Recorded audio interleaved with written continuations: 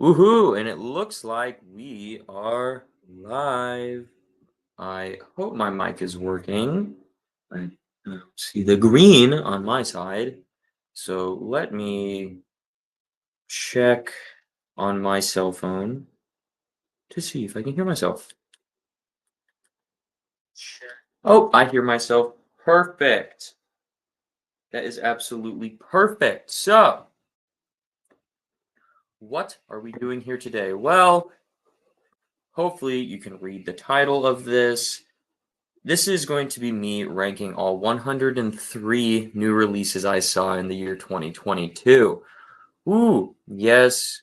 Yeah, I hit 103 new releases last year. Yeah, I think that's pretty damn impressive considering last 2 years ago now, I guess, in 2021, I hit 71 new releases.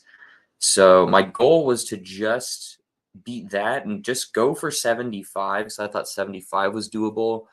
And then somehow I managed to squeeze in 28 more. So um yeah, all so we got 108 movies to talk about today.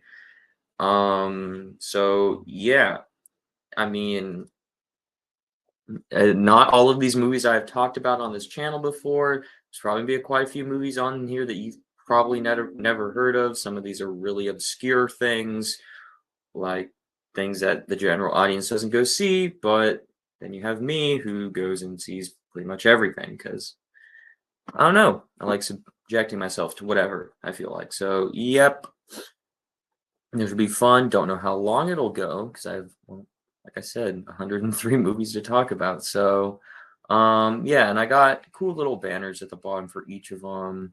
I had to type out 103 banners. Like 20 minutes, but whatever. Um, but yeah, I'm gonna try and go quickly through my bottom 10, and then when we get to my top 10, try to go a little bit quicker because I do have, uh, excuse me, top 10 best and top 10 worst of the year videos on my channel. You can go check those out. Get more in-depth thoughts, but for the rest of these, I'll try to give intelligent thoughts on them, which is something I sure as hell am very good at. So, woo! If you are in the chat, go ahead and light the chat up with your thoughts on some of the movies I'm talking about, or just some of your least favorite movies of the year, favorite movies of the year, most surprising, most disappointing movies of the year. Just talk about movies for the year 2022, or you can also give some anticipation or give some of your picks for most anticipated movies of 2023. That'd be pretty fun. I'll look at the chat periodically, but yes. So, without any further ado, let's kick this thing off. So, coming in 103rd place, the worst movie I watched in the year 2022, Jeepers Creepers Reborn. Now,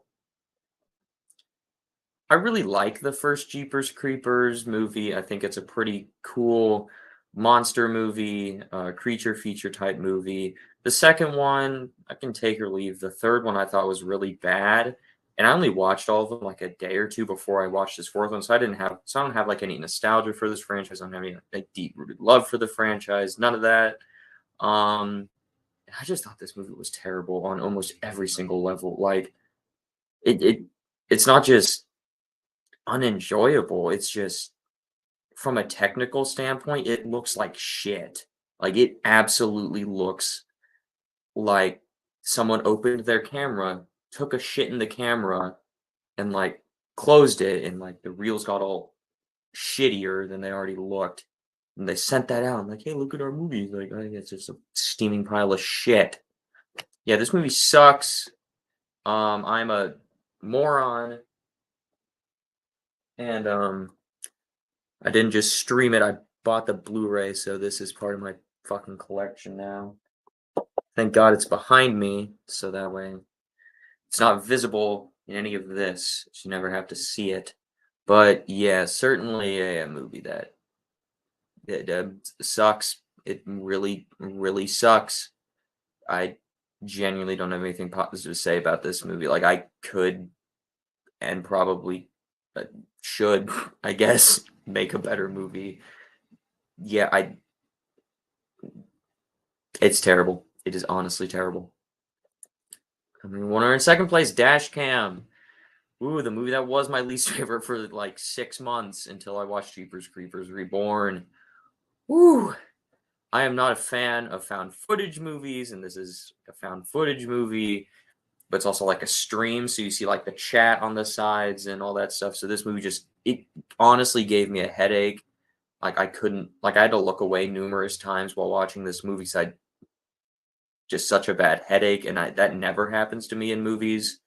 You get an insufferable character that you follow throughout the entire time, and you just hate the main character, and so, like, why am I watching this? It's a half-assed monster movie. It it's it's just so unpleasant to watch. The only reason this movie beat out Jeepers Creepers Reborn is because from, like, a technical side, I think this movie is better made. Um, enjoyment level wise, I hate them both equally, but Dashcam is a better made movie than Jeepers Creepers Reborn. So, yeah, I mean, like, the camera's in focus in Dashcam. It isn't in Jeepers Creepers Reborn, so yeah. And then coming in 101st place is The Reef Stalked. I was just flipping through streaming services one day and I was like, oh, cool, shark movie. Let's check this out. It's just as bad as you think when you hear a direct to streaming service shark movie. Like it is not good. Um Scares aren't good. Shark doesn't show up till like 30 minutes into the movie. Um I mean, just like everything you'd expect this movie to do, it does. Just jump scares, don't care about the characters, don't care about what they're doing, don't care if they survive. Terrible. It is just it's just not good. It honestly just is not good. And I honestly wish I had more to say about it, but it's just so bad and generic in the realm of direct to streaming shark movies that I literally can't remember anything about it other than that. Looks like we got some two comments in here. Holland Oats, light bulb emojis. Yes, I love light bulbs. Father waves. Hello, Father. Welcome to the stream. Right. Kicking off the top 100, The Long Night. Yeah, The Long Night. Kind of like a home invasion type movie, except there's like a cult outside, and the cult's invading the house. Well, I guess that is just a home invasion movie. But there's just a bunch of weird, trippy shit in this movie, like a hallucination where a chick lays down, spreads her legs, and then her vagina glows. Not grows, glows. Either way, that'd be disgusting. But um, yeah, yeah. I'm not really into seeing glowing crotches in movies. Um, really weird visuals in this movie. A lot of shit that didn't make sense to me. Um, and it it just wasn't interesting to me, and I was bored and just like, what am I watching? The whole time I was watching this movie. So yeah, not very good. 99. Christmas, Bloody Christmas. Ooh. Um, yeah. Yeah. It's it's just Killer Santa, but Santa's a robot that's going haywire. It's like it what? Th- There's literally no robot shit in this movie till like the last 5 minutes of the movie. So you take the whole robot thing out of there. The movie's pretty much the same until the last 5 minutes. Everything before the last 5 minutes is just really generic slasher stuff with really bad characters and it starts off really, really slow. Like you have to get through like 30 minutes before any of the semi-interesting slasher stuff starts taking place. So yeah, I was I just this movie just didn't work for me at all. I was actually kind of hoping that I'd semi enjoy this movie as like a fun holiday slasher movie because we don't really have a whole lot of those. Like holiday slasher movies are pretty hit or miss. Like they're either really bad or they're either really good. Like really good, like Black Christmas, Krampus. Not sure if there's any others I'd consider really good. I mean, I like Jack Frost, but that's because that movie is so terrible that it's good. Silent Night, Deadly Night, the first one, maybe the second one.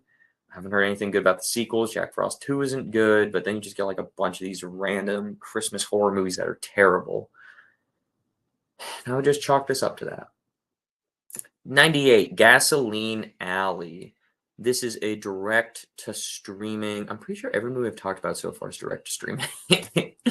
Ooh, sorry, streaming services. But yes, 98, Gasoline Alley. The direct to streaming service cop procedural mystery movie with Bruce Willis and Devon Sawa and Owen Wilson's brother. It's just boring. It's so boring with a painfully obvious twist that I knew, or not that I knew, but I figured out almost instantaneously.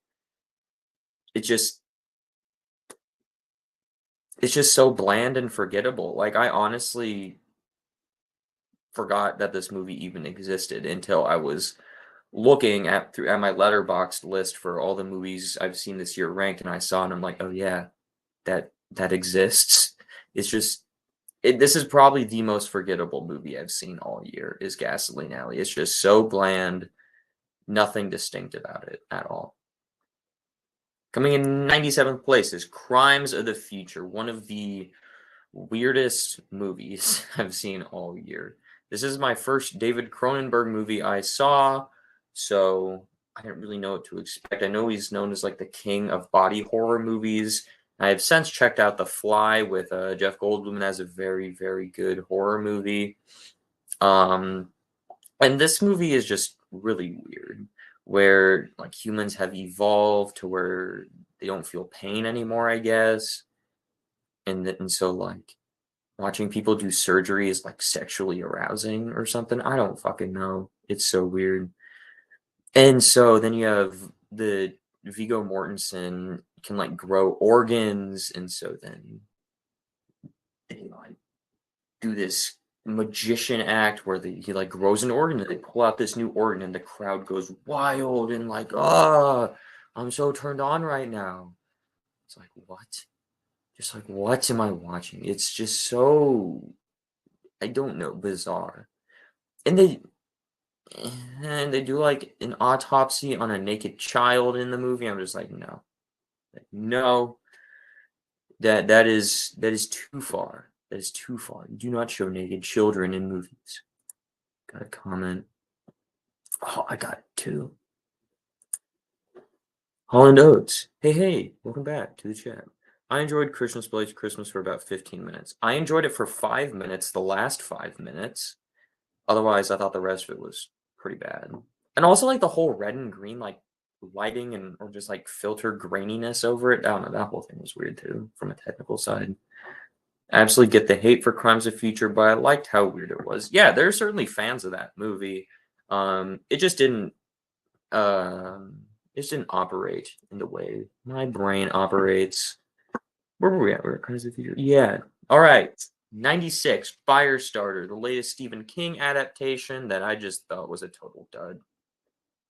It feels like 100 other movies you've seen, you know, like Logan and Sonic, where it's people are driving across the country, trying to get away from this force. It's trying to get after them because this person has the ability they want or the person they're looking for. And it's just not good. It's like the worst version of that story that you could possibly imagine. The third act just comes out of nowhere and isn't interesting at all. there are some cool visuals in here about like the burning visuals are pretty neat. Um, the creepy imagery of Zac Efron's eyes bleeding is pretty decent. But yeah, it just totally bland considering it's a Stephen King adaptation. Like the guy, Stephen King, that guy has written some of the greatest horror stories of all time. Pet Cemetery, It, The Shining, The Mist, not just even horror, The Shawshank Redemption. Like Stephen King is a phenomenal writer. But this just didn't work for me. And so I was pretty excited for this. I was like, oh, cool, new Stephen King property I've never heard of. Ooh, let's see if this can become a new classic. And it really wasn't. 95, Blonde. One of the roughest watches of the year. I mean, you go from like child abuse to sexual assault to drug abuse to abortion to just like all these really heavy-handed subject matters, and it's like in a biopic of this real person's life. Yes, some of this is fictionalized, but it's like I'm not watching this movie to see Marilyn Monroe get sexually assaulted. Like that's not entertaining.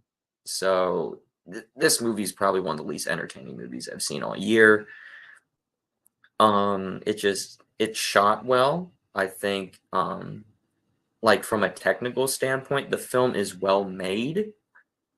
It's just not a movie I enjoyed at all. At all. And then coming in 94th place is going to be Rob Zombie's The Munsters. This movie just it, the writing in this movie killed the movie. Like the script killed this movie for me. Wasn't funny. Like it was painfully unfunny. I don't think I laughed a single time in this movie. I didn't really like the portrayal of the monsters all that much by the Frankenstein guy. I don't even know his name. Is that Herman? That one Herman? I don't know. I don't care that much. And then whichever one Sherry Moon Zombie was playing, those characters weren't very good. It just the story's just so weird because there's no like main plot to the movie. It's just kind of, oh look, it's the monsters. They're doing shit on screen. It's like, what? Like that you need a story in your movie, guys. Like Rob Zombie, man. I think he's a good director. I just don't think he's a good writer. Like the directing style in this movie is good. Like the shots are good. I thought the set design and like costume design was actually pretty damn good in this movie as like a throwback to those like classic Universal monster movies. I thought that was all really good stuff. It's just the script in this movie was just terrible. So yeah.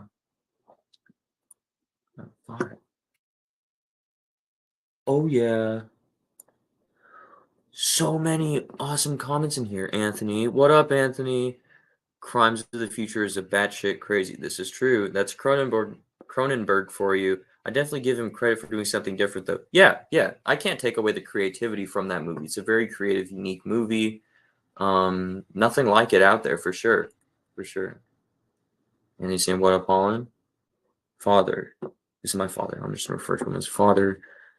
Have you seen the 1984 Firestarter with Drew Barrymore? No, I have not, but I'm not sure if I really want to.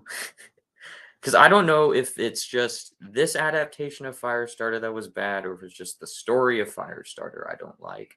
So I don't know. Maybe eventually I'll check it out. Then you got Holland saying hi to Anthony. And Holland saying Herman is the giant. Yeah, that's what I thought. I kind of checked out about 20 minutes in that movie. I'm like, yeah, this isn't good. And then I just stopped caring.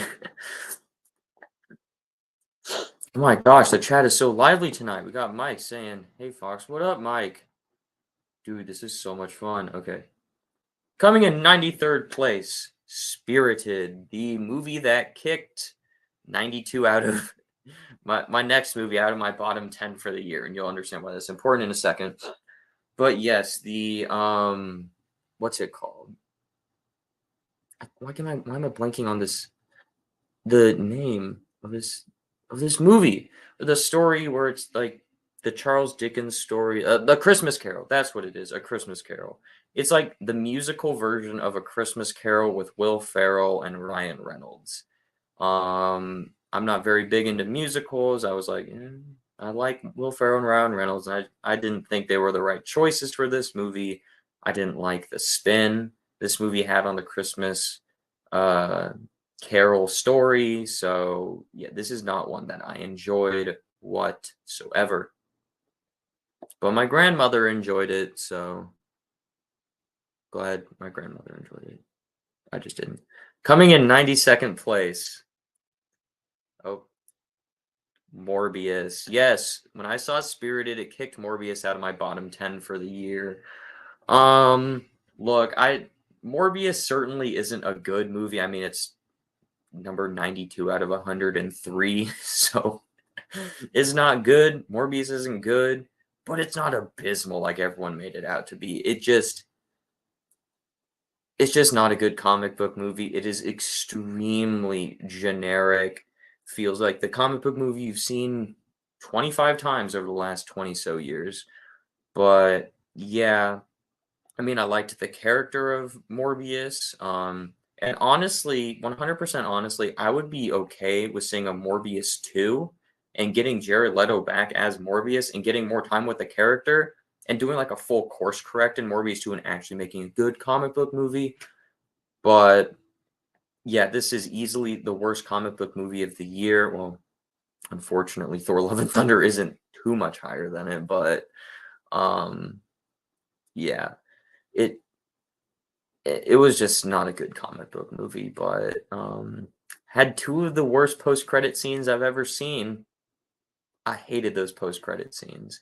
I mean, I think I I I'm pretty sure I declared this my least favorite movie of the year when I walked out of it, and that's because the last thing I saw was the post-credit scenes. But then after I sat on it for a few months, I was like, "Yeah, no, I've seen worse stuff than Morbius." Um, but yeah, it just doesn't have the excuse for being as bad as it is. I mean, it's a comic book movie that has a budget from Sony, so you know that you can make a good superhero movie. Like, hell, Sony 5 months beforehand put out Spider-Man: No Way Home, which is like widely considered one of the best comic book movies of the post-COVID era.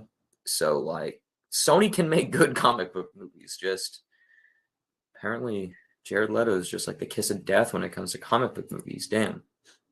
Coming in 91st place, Moonfall. This was a really big disappointment for me.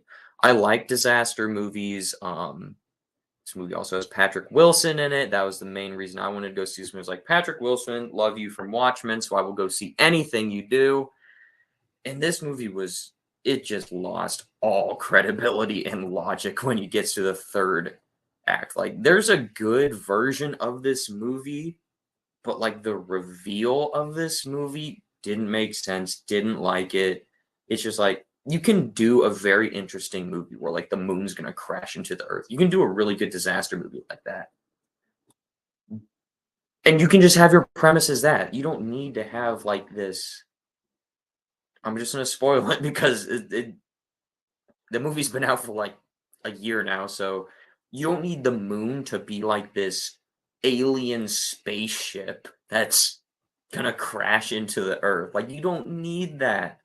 You can just say like, I don't know, you can think of up of 100 other things that are more interesting than that, like, oh, this really big asteroid crashed into the moon and now it's hurling, now the moon's trajectory is coming towards Earth. Boom.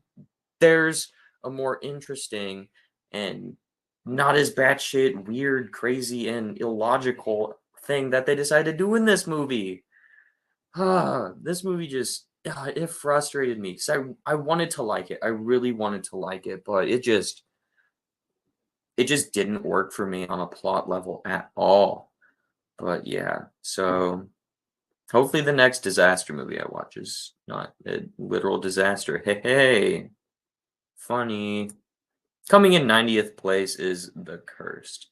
This is like a werewolf movie set in I would say like the 1800s. I get maybe not 1800s, like 1700s, and that I just don't like that time period for movies. I'm sorry, I don't.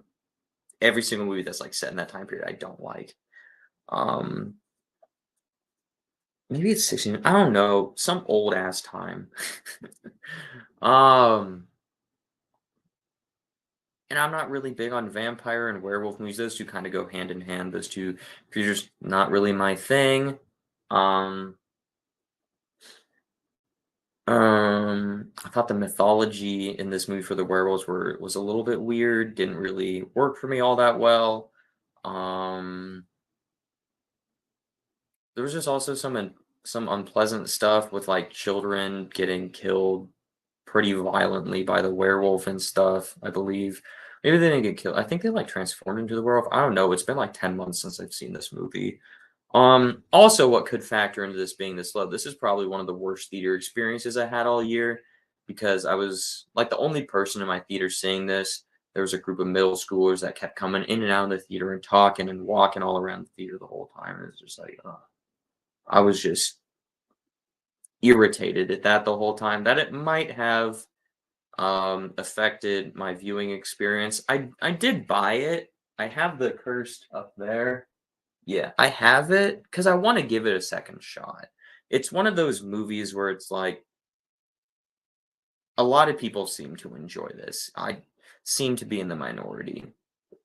I'm not really liking this film, so that's why I bought it on Blu-ray so I could eventually check it out a second time and see if I liked it better. That I like doing that. I like giving movies a second shot. I am a firm believer in the second viewing because sometimes, your mood of the day just impacts your viewing experience. But yeah,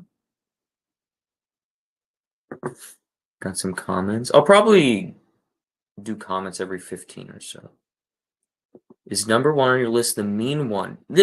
I literally want to see that movie so bad, and my dad wants to go see it with me too, so bad. We've been looking like every single week if it's coming to a theater near us, but it's just it's not showing anywhere. It's not on any streaming services, so I haven't seen it yet, and I really, really want to because it just looks like a total schlock fest. And I feel like I would enjoy it for what it is, being a terrible low budget horror movie. Ryan Reynolds average, Will Ferrell average, musicals equals puke. I did not subject myself to this. I did think about it, so I must have been crazy that day. Yeah, yeah, I don't like musicals. I honestly don't know why I went to go see this movie. Maybe no, because I think I like Will Ferrell and Ryan Reynolds. I was like, hey, I like them. I'll go see this. So damn sick of seeing Ryan Reynolds and Chris Pratt and everything. We need some new stars. Um, I don't think I would agree with tired of seeing Ryan Reynolds and Chris Pratt. I'm not tired of seeing Chris Pratt, but with Ryan Reynolds, I am getting a little bit burnt out on like his shtick that he does in all of his movies. It seems like ever since Deadpool, he's just playing a Deadpool type character. And while that works for Deadpool, doesn't work for Spirited, um, didn't work for the Atom Project in me. There's it's just kind of like the same character in all of his movies ever since Deadpool.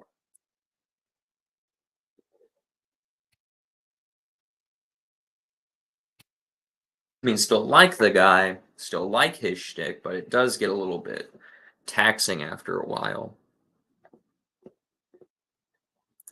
Number 89, Honk for Jesus, Save Your Soul. I thought the trailer to this looked mildly interesting, and I saw and it was just like, what is this? It is like a mockumentary about a priest who had allegations against him trying to reopen his church. Very interesting setup, I guess. Very unique setup. Um, but it wasn't very funny. Um, and it just ended on a really random note and was just kind of meandering like, hey, look at this. You have two fun leads in Sterling K. Brown, and who else was it? Sterling K. Brown and someone else. I'm blanking on her name right now, but they just kind of do stuff. They just kind of do stuff for an hour and a half, mockumentary style. I like that style from The Office and Parks and Rec, but I haven't watched Parks and Rec. So yeah, it was just a really unique but really weird setup for a movie that didn't fully work for me. Coming in 88th place is going to be Bones and All, the cannibal romance movie that just it did not work for me. It is too artsy for me. Yeah, this is one of those horror movies where it's too artsy for me to enjoy. Like I can enjoy an artsy horror movie. I can enjoy an artsy movie.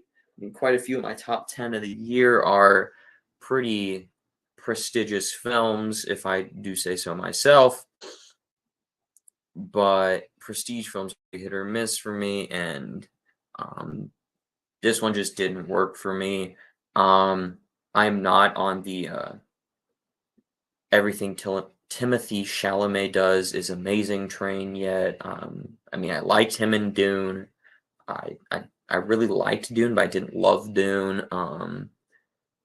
I thought Don't Look Up was okay. I haven't seen him in anything else, and I think he's fine in both of those movies. But yeah, this movie was just forgettable. Honestly, it is really forgettable. Speaking of forgettable, the 355, just such a generic action movie that from the trailers just didn't even look all that good or interesting. I mean, it's just an action movie. You know, like you could throw it on and I'd be like, okay, I'll watch it again, but it's not like, yes, the 355. Yes. Yes, one of the greatest action movies ever made. Like, no. No. Like, I mean, it just exists. I would never really choose to watch it again. It's one of those things, like, I would never really choose to watch this movie again, but if someone suggested to watch it, I wouldn't be like, "No, no, don't watch that. Don't watch it. It's terrible." But it's just yeah, it's just something I don't ever see myself visiting. I thought some of the dialogue in it was really cringy. So, yeah, not really my cup of tea.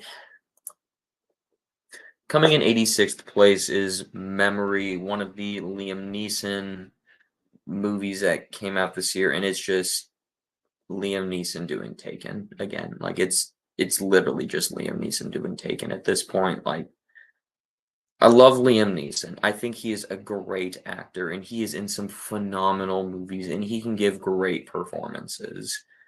But he is just like roped himself into doing the same generic Liam Neeson thriller. It's literally its own subgenre at this point, Liam Neeson action thriller. So it's literally just another one of those that is just generic as hell, and it just makes me go like, why is Liam Neeson still doing this? Like, please, Liam Neeson, please, please do something different, or make them good. Make them good. Coming in 85th place, Fantastic Beasts: The Secrets of Dumbledore. Yeah, this movie was just extremely clunky for me in the storytelling department, while being the most focused of the Fantastic Beasts movies. I haven't been overly enamored with any of the Fantastic Beasts movies. They just kind of seem pointless to me. I thought this one was better than Crimes of Grindelwald, but not as good as Fantastic Beasts and Where to Find Them. I think all three of the movies are pretty clunky and don't really know what they're trying to do. I think this movie knows what it's trying to do the most, but I still don't think it knows very well what it's trying to be. If it wants to be the Fantastic Beast movie, like, hey, just look at all these cool creatures, or Dumbledore versus Grindelwald. Yeah. The franchise, this Harry Potter spin-off franchise has no idea what it's doing, as far as I'm concerned. I mean, you've had the recasting of Grindelwald 3 times in 3 movies. Like, you had Colin Farrell, then Johnny Depp, now Mads Mikkelsen. Like, what is the 4th movie gonna have a 4th actor in it? Like, yeah, it's just.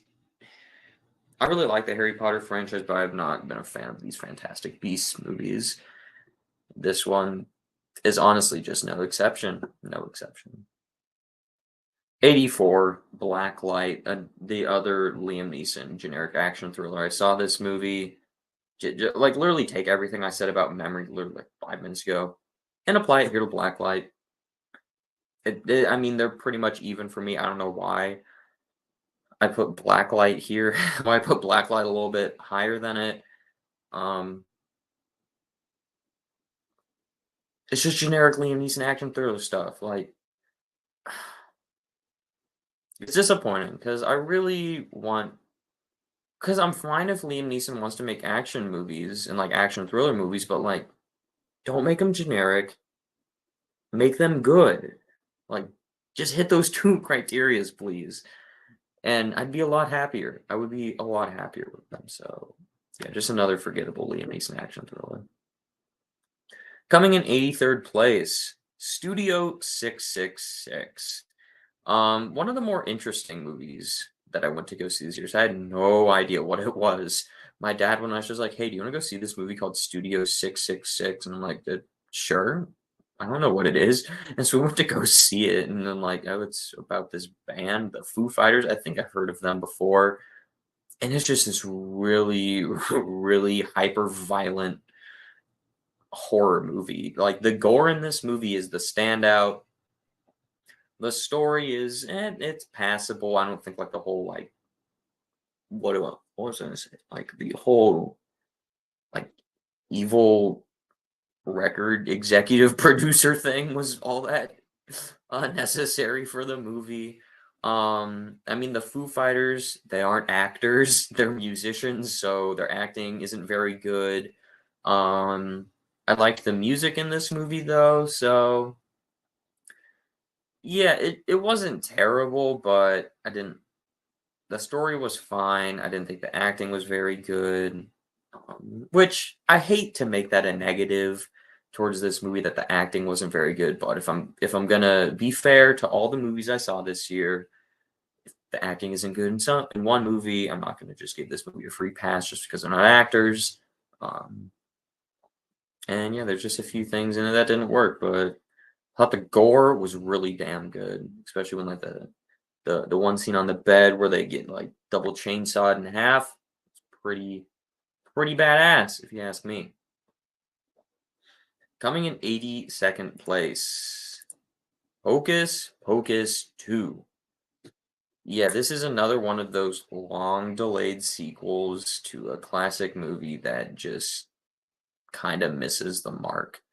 This is a very big trend right now in Hollywood where you do a sequel to a beloved classic, like what, 30, 40 years later, even sometimes.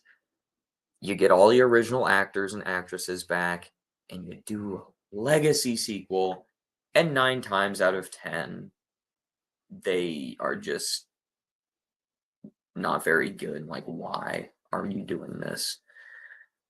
And I think Hocus Pocus 2 falls into that category of why are you doing this? Now, hold on a sec. Ah, my piece of skin. I've now taken care of. Now, I don't really have any, not even really, I don't have any nostalgic love for the first Hocus Pocus. I literally watched the first Hocus Pocus and then went to Disney Plus and watched the second one. I watched them back to back. So I watched the first one for the first time, then watched Hocus Pocus 2 directly afterwards. And I really enjoyed Hocus Pocus a lot more than I thought I would. Because I was like, I don't know if I'm going to enjoy this. Some random Disney movie from the 90s. Like, hmm. Doesn't seem like my thing. I ended up really enjoying that movie. Um, And this movie just kind of goes for all the low-hanging fruit of, oh, what if the Sanderson sisters were in year 2022 and they go to a Walgreens and drink, I don't know, perfumes and hand soaps. That is so hilarious. No. What if we had them, instead of brooms, they rode on Swifters and Roombas? Wow. So funny. I'm laughing so hard. So, yeah, it's just another one of those legacy sequels that really, really misses the mark as far as I am concerned. This next one's in competition for most disappointing movie of the year. But 81st place, Jurassic World Dominion. Ooh. Now, I gave this movie a semi-positive review when I reviewed it because I was actually doing reviews then. Um, and I think this was next to last on my ranking of the Jurassic Park franchise. If I were to redo that ranking today, it would be last by a pretty significant margin. This is the one movie this year, or it's one of the movies this year. The more I sit on it, the more I think about it, the less I like it, the less it makes sense, and it just overall the less that I enjoy it. Um, yeah, I mean the plot doesn't make sense in this movie. I mean, when this is why this movie's frustrating for me. When you get to the end of Jurassic World Fallen Kingdom, which I actually really enjoy, I thought they were on a really good streak with Jurassic World and Fallen Kingdom. I really enjoy both those movies. And when you get to the end of Fallen Kingdom, and the premise for your concluding chapter of this trilogy is dinosaurs are unleashed across the world. And with that premise, you make a movie about locusts eating crops and corporate espionage. Why? Why would you do that? Like literally, why would you do that? You could make one of the most entertaining blockbusters of the summer with just dinosaurs roaming the earth, killing people. And that would be infinitely more exciting than what they delivered to us in, I don't know, June, July. It's so baffling the decisions they decided to make in directions to take this movie that I literally don't understand how they dropped the ball this much on this movie. It it I just don't understand it. It really, really disappointed me.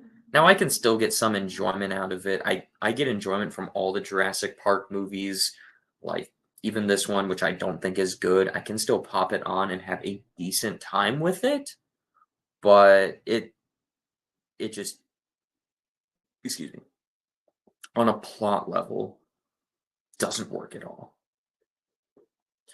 Cool, let's read some comments.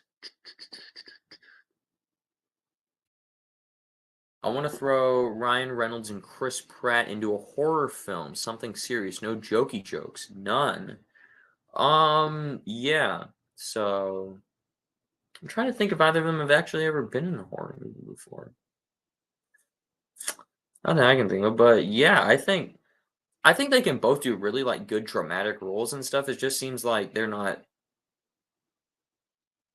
um that they just don't choose to do roles like that all the time. Or they just don't choose to do that. Fantastic Beasts, I like the first one. I feel like the second and third installments are catered towards those who have read the books because they are so messy. I haven't read the books, so I couldn't tell you if that is true or not, but um yeah, the first Fantastic Beast I would say is my favorite of the three, which still isn't that high of a bar. Then I'd probably go 3-2 on them, but I'm not a huge big fan of what they're doing. So yeah, I mean, I'll still go check them out because I like checking out movies, but I'm not gonna be too excited for it. Fourth Fantastic Beast will star Timothy Chalamet. Ooh, there you go. Yes, because I am the Timothy Chalamet hater. Yeah. Dominion. Woof. Yeah, that is exactly what I thought. Walking out of that theater that night. Ooh, I haven't watched it since theater, so. Oh, here we go. Coming, kicking off the top 80. Pray for the Devil. Let me get some water into my sism.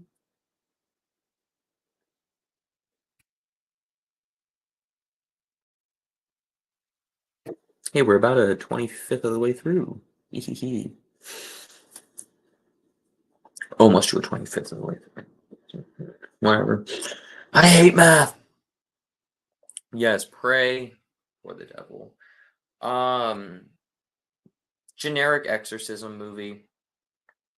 I mean, that's it. That's literally it. Like, think of all the tropes that a demon possession movie has, the contortion body parts, and then like the deep gravelly voice, and then the head spinning around, and just it it's just so generic. Like, you watch the trailer, and I'm like, don't really think this is gonna be all that great, and here we are. Didn't think it was all that great. So yeah, is it terrible?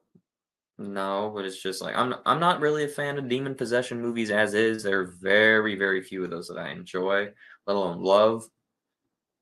Um, and when you get to like generic ones, they just all kind of merge together and feel the same to me. So yeah, this I feel like I've seen this movie 100 times before. 79th place, The Invitation. Like I kind of said earlier, I'm not that big on vampire and werewolf movies, and this is a vampire movie that I'm just not very big on vampire movies, so they just don't really work for me.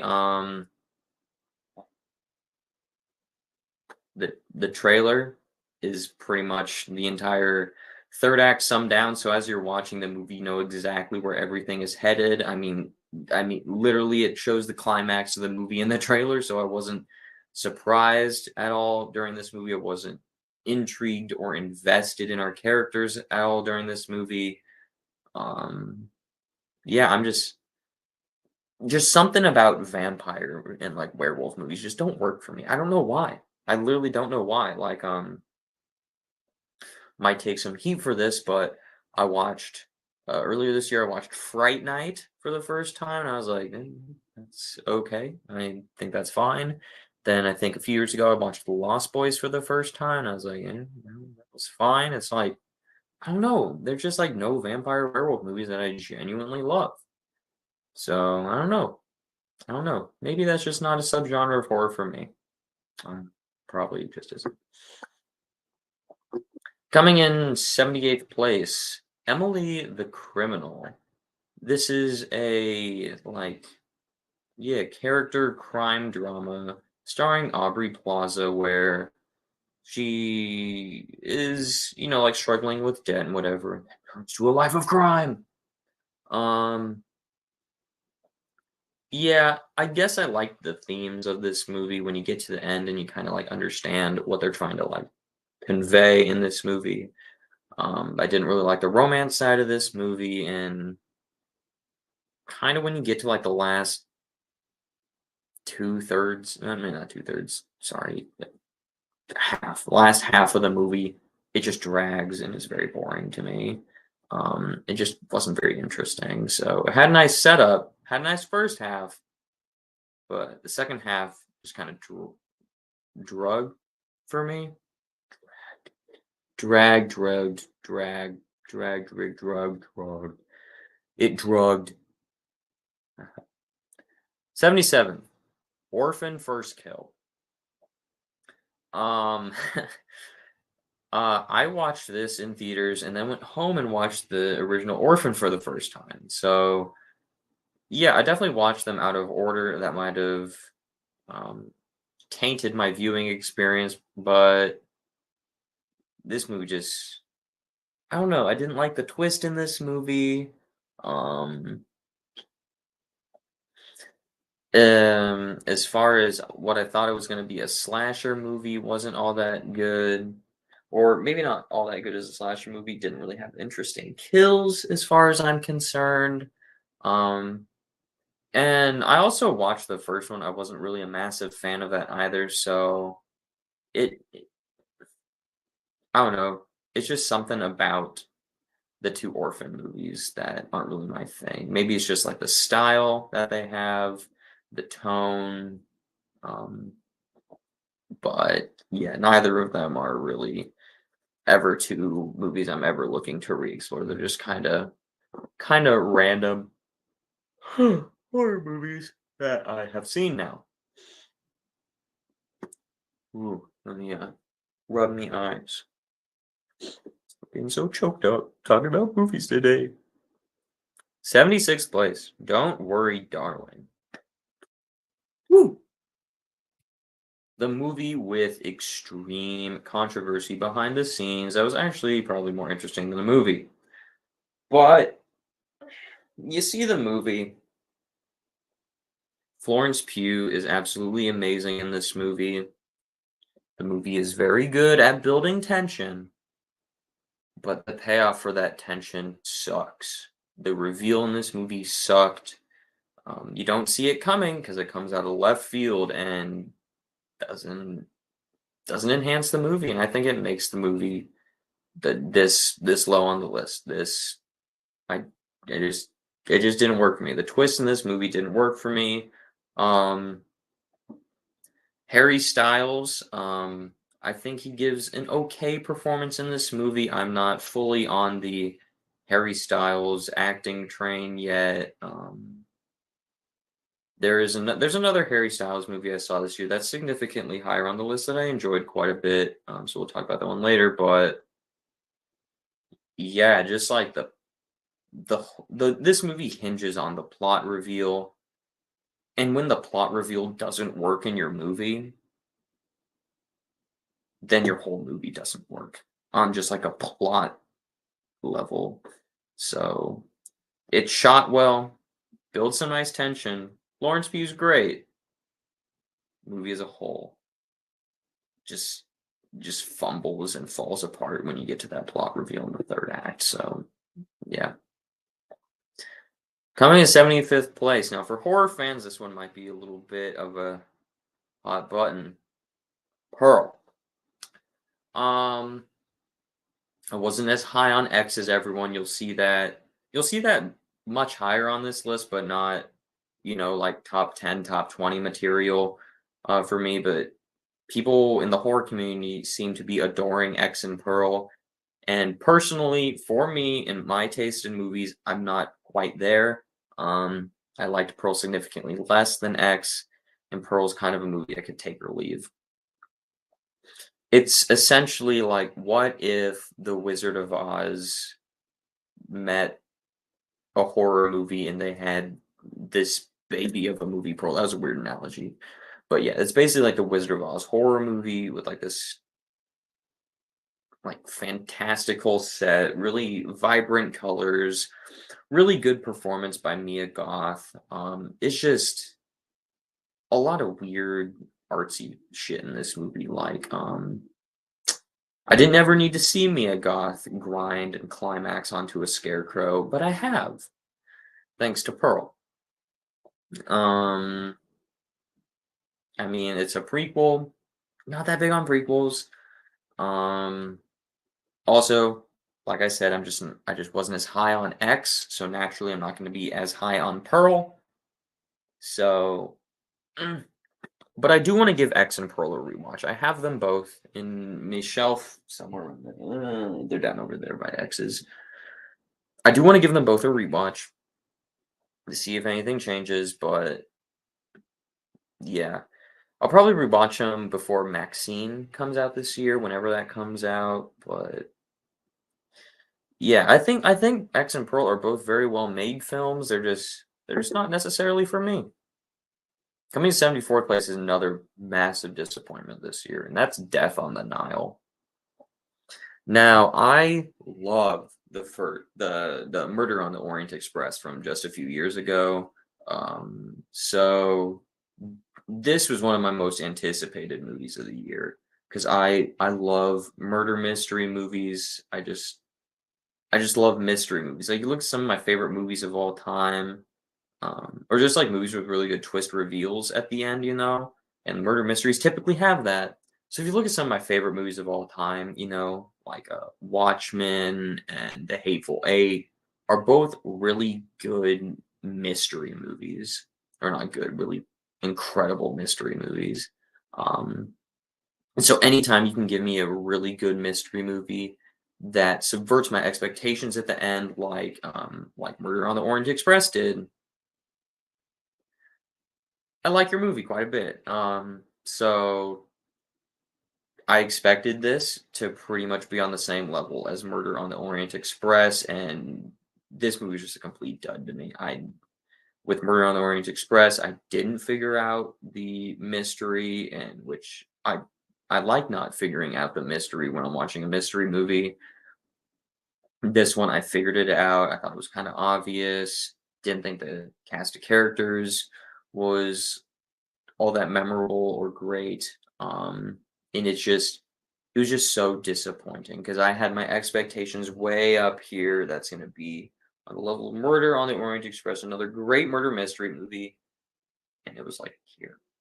It just, this is one of the movies that dropped the lowest below my expectations this year. So, yeah. Coming in 73rd place is going to be Men, the Alex Garland movie. Super, super artsy and thematic horror movie that is in competition for having some of the weirdest shit I've seen all year. Because seeing a man lay down and reveal underneath his man parts lady parts and then birth out another man. What? I have seen that. Yes, I have seen a man give birth to another man now. So that is awesome. Um, but yeah, I thought this movie was pretty good at building tension, shot well, has some good performances. It's just full of weird shit. Like, I'm sorry, this movie is so just full of weird shit that and just so thematic, that it wasn't for me. There is gonna be people that really enjoy this movie, and I understand why people will really enjoy this movie. But for me, it's not one that I particularly enjoyed all that much. I mean, I'm fine watching it. We're in that category now of like, yeah, that was fine. I could take or leave it. That's kind of where we're at in this list right now. We've made it past the atrocious garbage at the bottom. So, yeah, I could take or leave this movie. If I watch it again, cool. If I don't watch it again, that's also pretty cool. Get some water in my system. Yeah. Alrighty. 72. Here's another really disappointing one. Thor: Love and Thunder. Woo. Look, Thor: Ragnarok is top 3 MCU for me, just behind Infinity War and Endgame. I adore Thor: Ragnarok. It's one of my favorite comic book movies of all time. Such a massive, massive surprise for me personally when I saw that movie. So going into Thor: Love and Thunder, I was like, if this movie's anywhere as near as good as Ragnarok, or even on the level of Ragnarok, or just like Ragnarok at all, it's gonna be top tier MCU. That was my expectations going into this movie. And I walked out of the movie and was like, this might be the first MCU movie that I just didn't like. And that is put me in a state of existential crisis. Cause it's the MCU. There's like I'm supposed to like it. I'm supposed to like what you're doing. And for once, I walked out of the theater. I'm just like, oh no, is it about to happen? Did the MCU break their 14-year streak of putting out only movies I enjoyed? Yes, with Thor: Love and Thunder, they did. Yeah, I think this is my least favorite MCU movie. it just goes way too far with the humor. Like, uh-oh, there are dogs running around downstairs. Let me turn your mic. I don't know, you all might just have to deal with that. Sorry, but dogs exist. But this movie just went way too far with the humor. It, the plotting of how Jane gets the powers is odd, and I'm not sure if I fully understand it.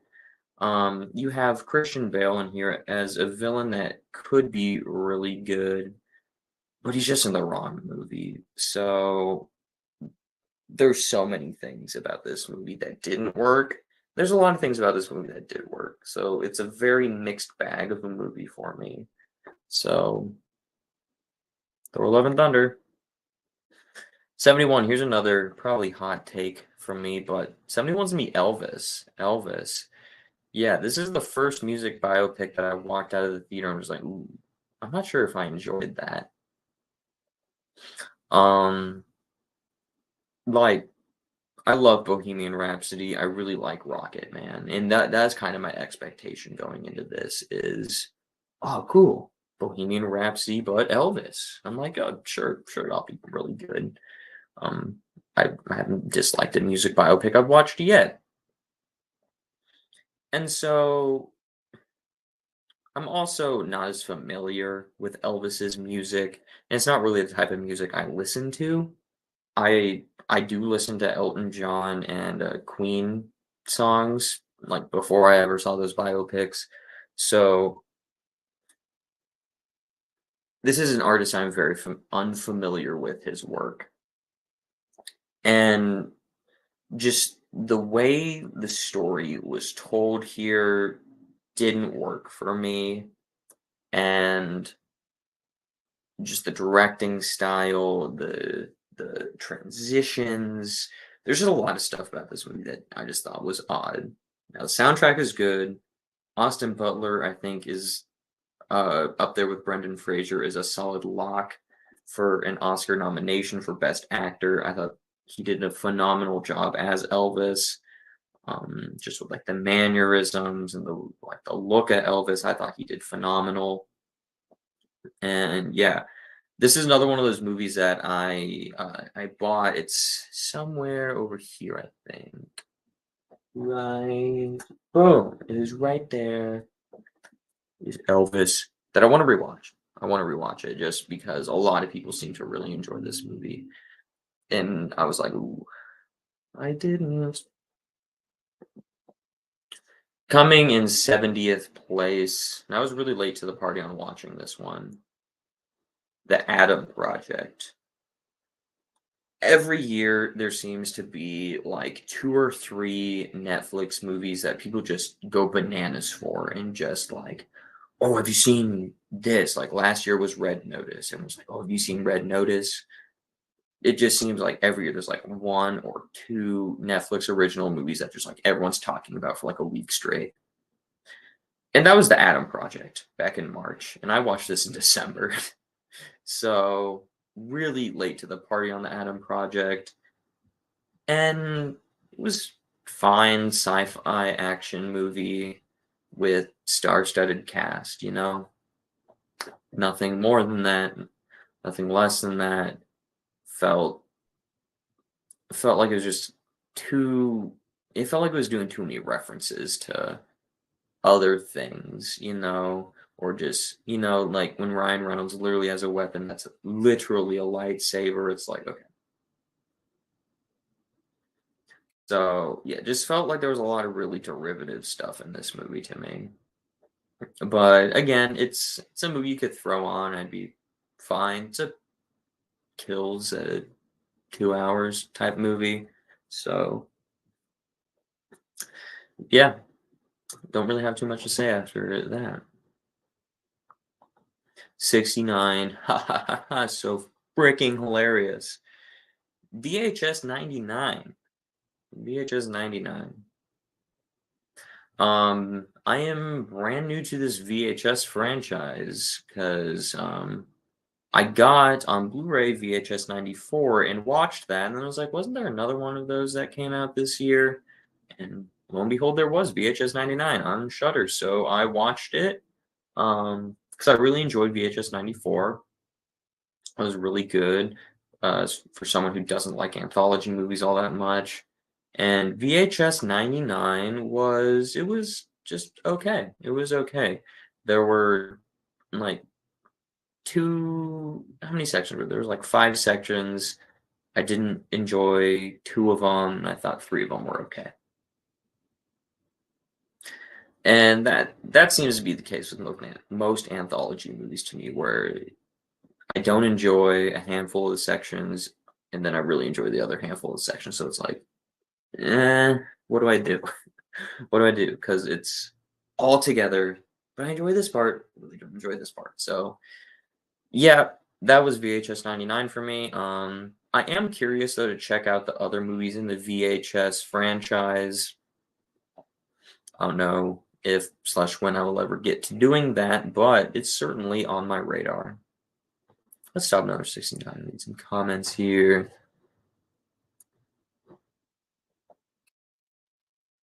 Holland Oates. I wanted them to stay in the mental hospital much longer than they did. I like the first one much more. Oh, Orphan. Is that what you're talking about? Orphan? First Kill? That's gonna be my guess based off of what I've been talking about recently. Yeah, we'll go with Orphan First Kill. Men absolutely did not enjoy. First act fine, then everything else poo poo. Yeah, it's been a while since I've seen Men. I only saw it the once in the theaters. I would most likely agree with that. I'd say I would say the first 2 acts were fine, and then the 3rd act I just thought went off the rail. What kind of dogs do I own? Oh, that is a loaded question. We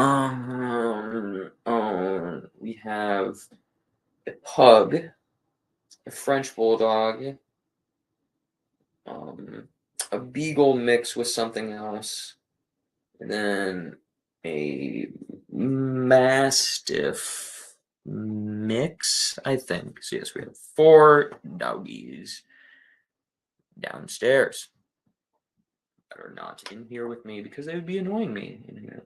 I know.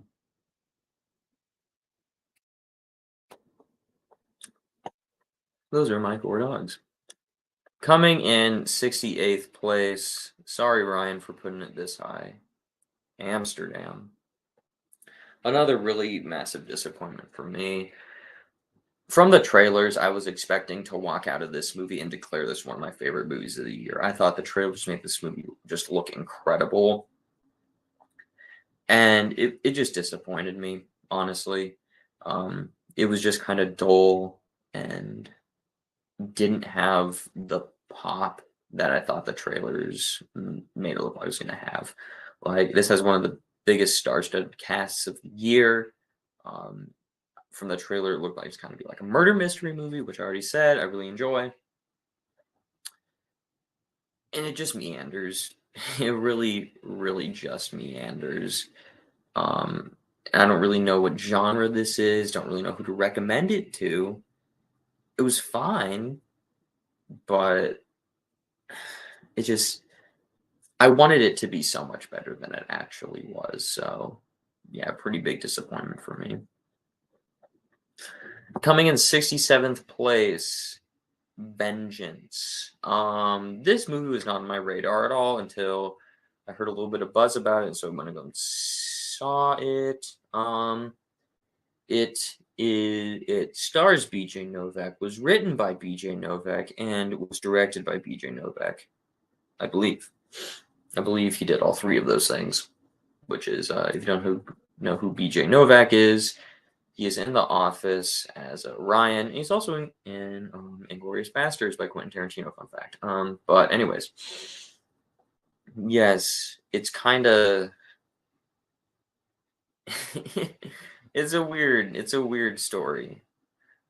Basically, this guy hooks up with this girl once years ago, and then her family thinks that he's her boyfriend, and then she mysteriously dies, so they contact her boyfriend, and he comes and does like a podcast about her or something like that. I don't know. Um, it was kind of poking fun at Texas, I guess, which if you're into Texas humor or you live in Texas, I think this movie would appeal to you more. I didn't find it all that funny. It was fine though. I thought the story was decent, interesting setup for sure. Um, there's a few people in here I like seeing, like what's his face? I think is in here. I think that guy from Logan and The Predator by Shane Black is in here. Don't remember his name right now, but I'm pretty sure he's in this movie. So yeah. 66. See How They Run, a murder mystery movie that was just kind of forgettable to me. Stars Sam Rockwell, which is why I went to go see it. I was like, hey, Sam Rockwell's in a movie. And I saw it, and it was what's the word I want to use to describe it? Just like a fun, passable murder mystery movie, right? But it was pretty forgettable, you know. I saw it, had fun while watching it, and here we are a few months later, and I'm struggling to remember a whole lot about it, other than I had fun while seeing it. I don't remember a whole lot past that. So yeah, it was fun. It was fun. Don't have a whole lot to say. Coming in 65th place, Minions: The Rise of Gru, the greatest movie ever made besides Morbius. Yeah, I'm not big on animated movies. I don't go see a whole lot. Maybe saw 5 this year. Maybe did I see? Yeah, probably saw 5 this year. Um, excuse me. Every time I yawn, my eyes get like watery, so I cry. I'll cry while talking about Minions: Rise of Gru. But yes, Minions: Rise of Gru, the movie that was memed to death before the movie came out, and so I went and saw this with a friend, and we dressed up nice. So it was funny, and it's fine. I'm not the target audience for a Minions movie, so for someone who's not the target audience for the movie, I had a decent time with it.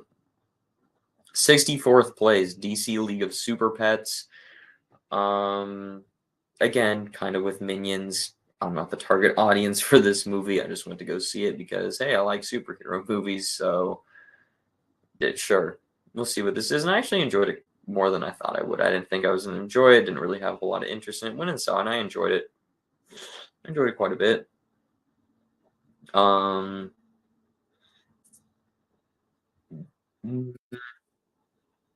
it the story seems a little bit too familiar, like Secret Life of it's got like the same basic premise as Secret Life of Pets does, but they're superhero pets, so yeah, not something I ever really looking to rewatch, but it exists, and I thought it was okay. 63rd place, The Woman King. Yeah, I wanted this movie to be so much better than it was.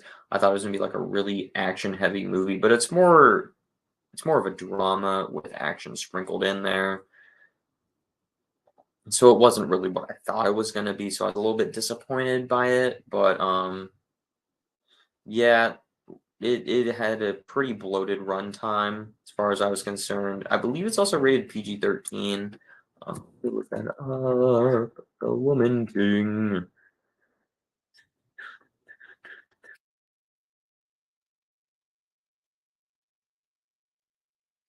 Yeah, PG-13. I thought it would have helped significantly if this movie was rated R. So yeah, should have gone rated R. Could have trimmed some time off of there. You would have yourself and more action. Have yourself a pretty damn good movie then. The latest Michael Bay movie comes in at 62nd place with Ambulance. I just realized we're not even halfway through yet. Been doing this for an hour and 15 minutes. God damn it. I'm tired, bro. It's only 6:15. I'm yawning. I haven't even done anything all day. Anyways, yes. Ambulance. Pretty much car chase. The movie. Excuse me. Pretty much just a movie that's entirely a car chase with too many drone shots. There's too many drone shots. I literally think Michael Bay is like someone who's just got a drone. He's like, oh, I need to use a drone for everything. You know, he's like obsessed with the drone now. And so this movie's drone shots, and it's a car chase. No, Michael Bay, lots of explosions. It's an action movie. It's just the cinematography in this is what holds it back. Too many drone shots, and when the camera's in focus, it just goes. And people just shaking their heads and screaming the whole damn movie.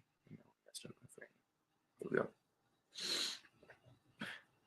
Is it something I would watch again? Yeah. Yes, I would. Is it something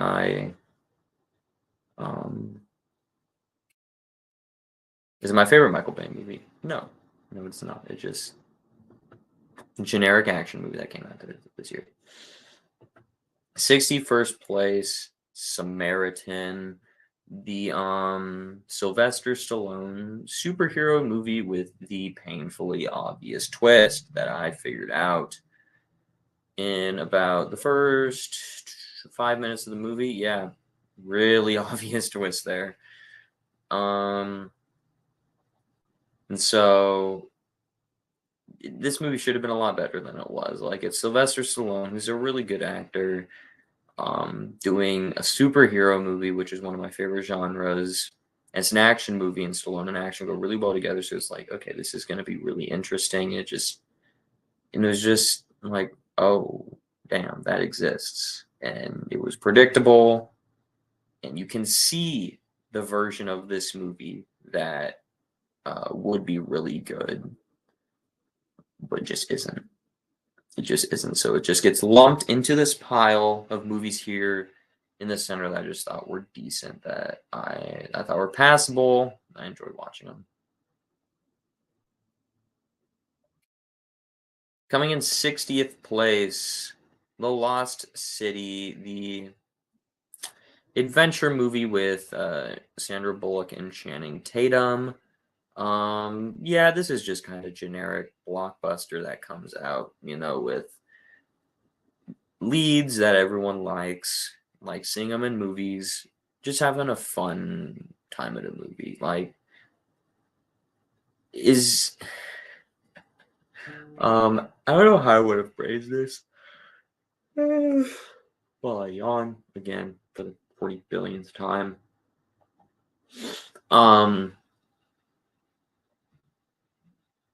Is this reinventing the blockbuster genre? No, it's just like it we've gotten blockbusters like this so many times. So it's, what you're walking into, but it's enjoyable for what it is. And it doesn't like offend me in any ways, doesn't have any issues like things below it have that hold it back from being higher. It was just fine. It was honestly just fine. So if you like adventure movies, this is a passable adventure movie. 59, Sonic the Hedgehog 2. Yeah. I want to move this a little bit closer to me. Bam. So I can stretch out my legs. Tilt you down.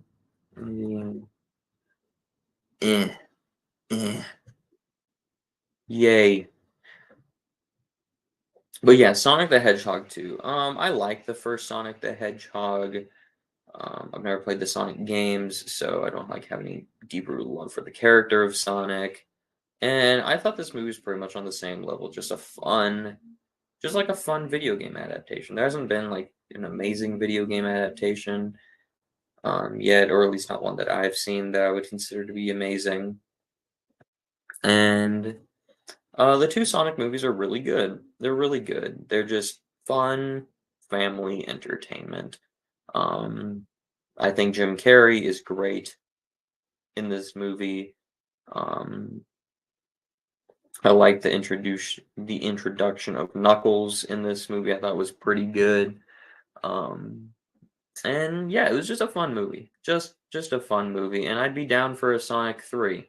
I believe Sonic the Hedgehog 2 was on my most anticipated movies of the year last year list. Um, yeah, just kind of met my expectations to be another fun movie. It's kind of like The Lost City. It was just a fun movie, right?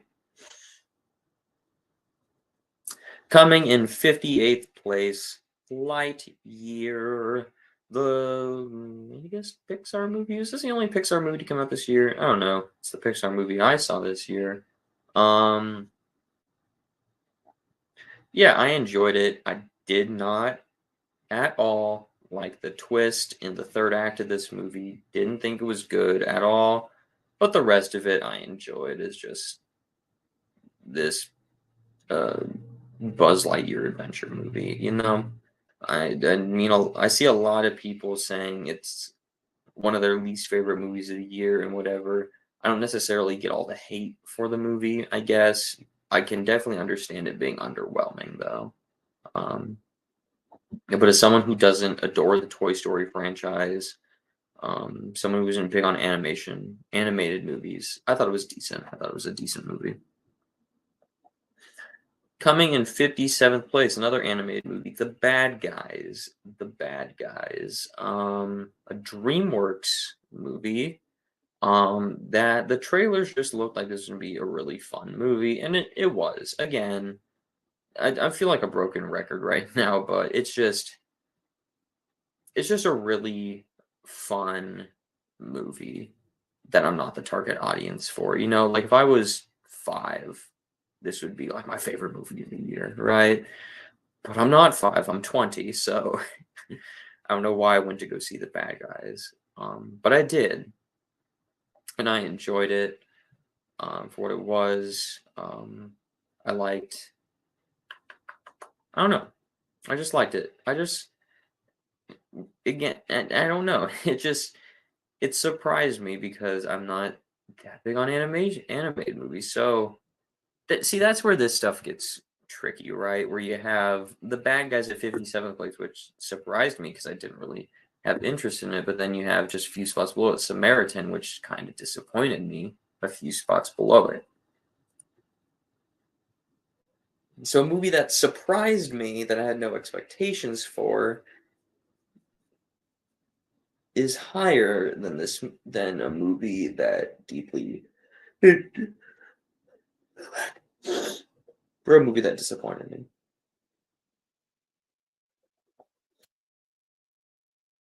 56, I guarantee an assload of people never even heard of this movie, but Dead for a Dollar. This is some random Western with Christoph Waltz and Willem Dafoe in it. And I love Westerns, one of my favorite genres. We don't get a whole lot of Westerns. Um, I've already said The Hateful Eight's one of my all-time favorite movies, top 5 favorite movies of all time.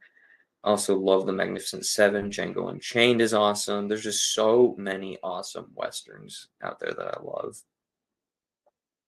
And so I was interested in this because I love Christoph Waltz and I love Willem Dafoe and I love westerns. So I went to go check it out and it was just fine.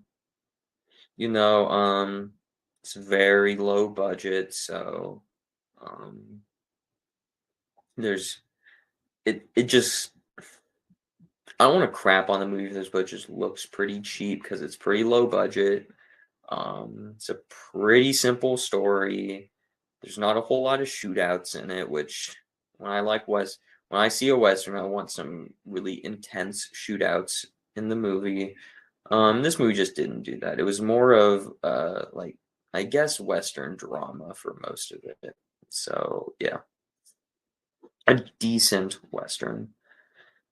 55, Weird, the Al Yankovic story, and this movie is either a movie that really worked for you or really didn't work for you, and somehow I land in the middle on it. So, um,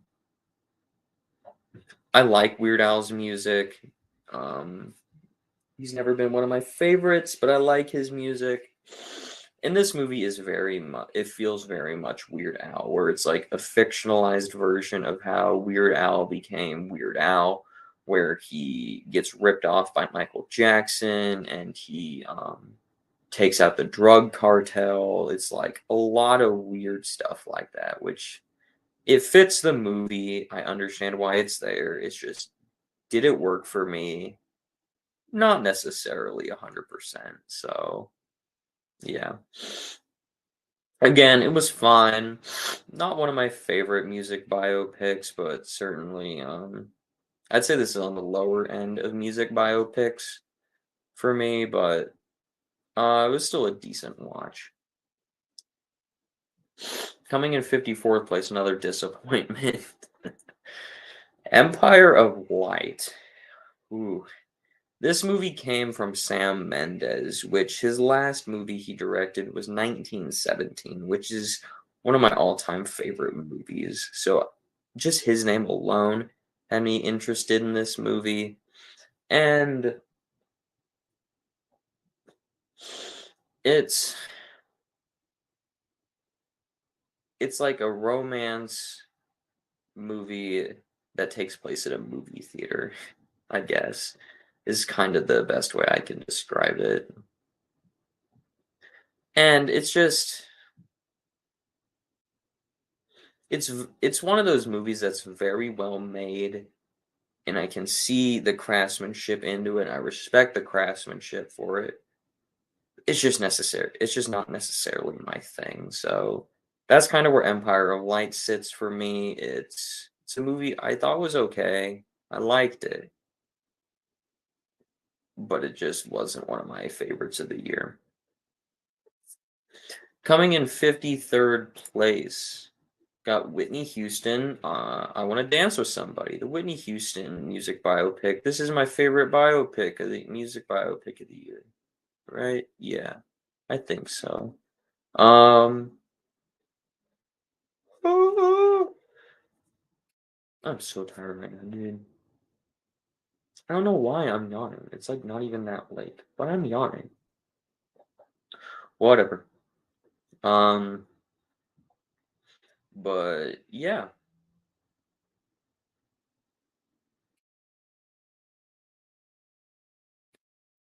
yeah, I thought it was good. Um, this just wasn't the year for music biopics for me, you know? Like they were all just kind of middle of the road for me. There weren't any that were amazing to me. So, yeah, which was disappointing. So I really like a good music biopic. But I like this one cuz I know who Whitney Houston is, but I'm not overly familiar with her music or with her story, so it was nice to be informed on that. I think this is the best music out of the three music biopics I heard this year, or at least the music that I like the most. I like that era and genre of music the most. And so that's probably what bumps this one up above Elvis and the Weird Al one for me. But yeah, it was just a decent biopic. Coming in 52nd place, we got Beast, the Idris Elba versus a Lion movie. And yeah, it was fine. Just kind of this monster movie. That was just fun. I had some really nice cinematography in there, surprisingly. Um, I wasn't hearing the greatest things about this going into it, so I had really low expectations, and I ended up enjoying it quite a bit for what it was. Um, it's not revolutionary. It's not changing the monster subgenre of, oh, there's a monster, we must kill it. You know, like Jaws kind of does that. Tremors doesn't change change the genre. It doesn't mean like this huge impact in the genre, I guess, but it was decent. It was decent. And I like Idris Elba, so seeing Idris Elba fight a lion is pretty entertaining. Speaking of entertaining, we have Day Shift, the Jamie Foxx vampire movie on Netflix. Now this movie is very dumb, but it is a lot of fun. Okay. Seeing Snoop Dogg with a minigun shooting vampires is very entertaining. Seeing Snoop Dogg do flip kicks and stuff on vampires is very entertaining. The action sequences in this movie are just really entertaining. So, is this movie good? Probably not. But it was really entertaining for what it was. Before we go into top 50, let's read some of them comments. Ambulance was too long of a runtime. The movie droned on way too long. Haha, yes, droned. Anthony's. The first Sonic movie was fun. I haven't seen the second one yet, but I did enjoy Jim Carrey quite a bit in the first film. Yeah, I would agree. I think they're both pretty much on the same level. Beast should have won either lighter and been PG-13 and harder as a rated R movie. Didn't even realize it was rated R, so yeah, they probably could have gone a lot farther with that. Day Shift is awful. Uh-oh, the Spanish is one of the worst creative choices of recent memory. Whoa. I'm going to have to disagree with you there, Mr. Holland Oates, but hey, to each his own. Subjectivity in film is awesome. I can understand why people probably didn't like it. I mean, it's a pretty dumb movie, but I got some entertainment value out of it, so I understand. Understand.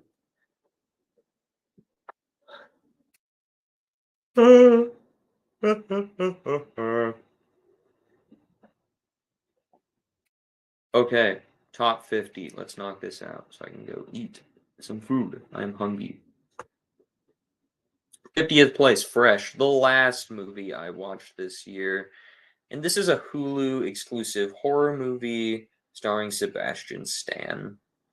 Now, I heard some good things about it, saying that, oh, excuse me, it just takes this wild turn. Wow, I'm burping right now. That is gross. So gross. Um, but yeah, they're just like, oh, it just takes a wild turn and you just don't see anything coming with it. And I was like, okay, check it out. And I started watching. I'm like, is this where it's gonna go? Is this where it's gonna go? And it went there. I was like, okay, okay. I wasn't shocked by this movie, but had some nice gore in it. Was a decent story. Had some good acting. I like the lead actress in this movie. Um, I saw her in something else this year, I think. Did I see her in something else this year? Let me look this up while I keep talking about it, but yeah, it's just a good streaming service movie. I don't I don't typically what else was she in? Ah, that's what she was in. Okay. She was in Where the Crawdads Sing. Anyways, I don't really have the most faith in streaming service movies.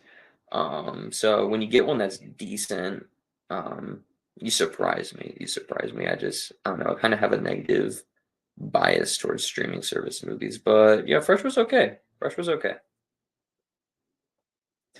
49 is Till, the movie about Emmett Till.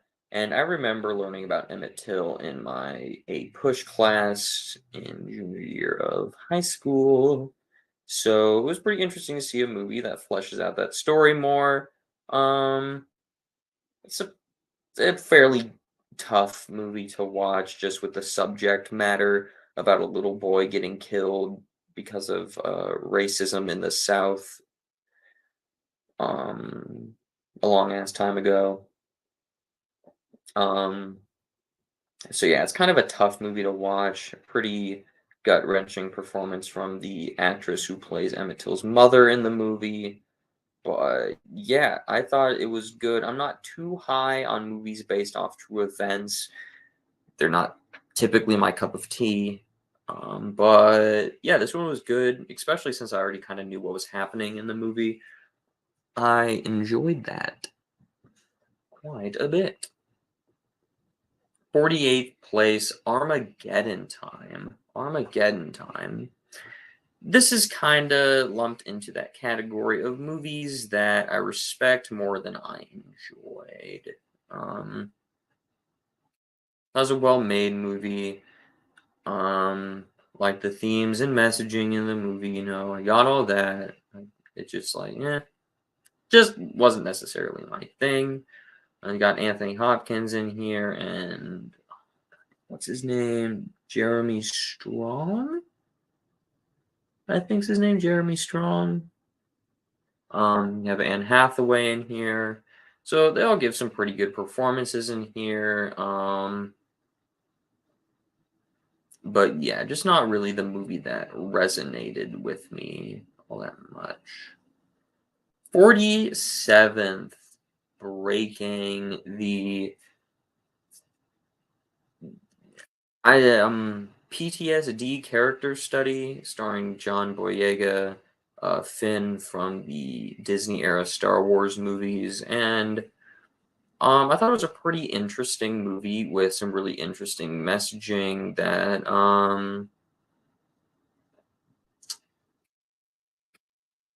that was I guess pretty relevant a little while ago. So or it was more relevant a few years ago, but is still relevant today about just like the treatment of veterans. I thought John Boyega gave a really good performance in this movie. It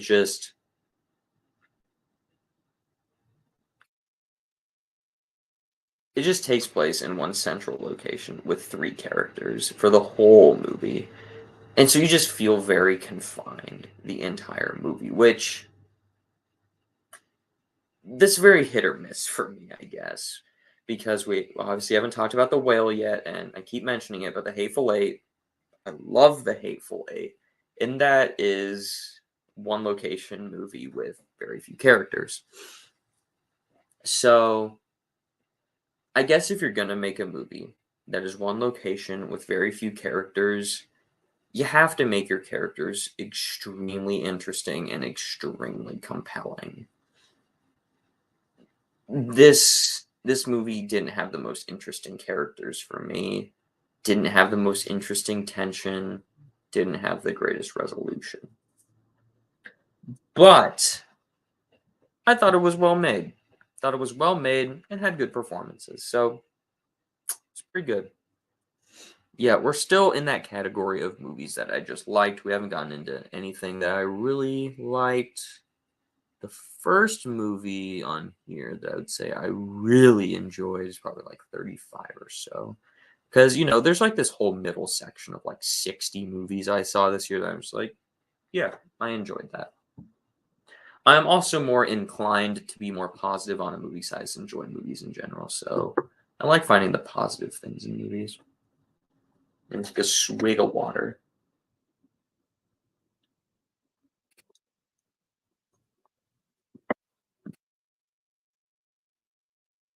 Coming in 46th place, one of the bigger surprises of the year, and that's Hellraiser. Ooh, Hellraiser's one of my least favorite horror franchises. I did not enjoy watching that franchise whatsoever. That's one of my favorite rankings. I saw crap all over that franchise, but this movie is actually pretty good.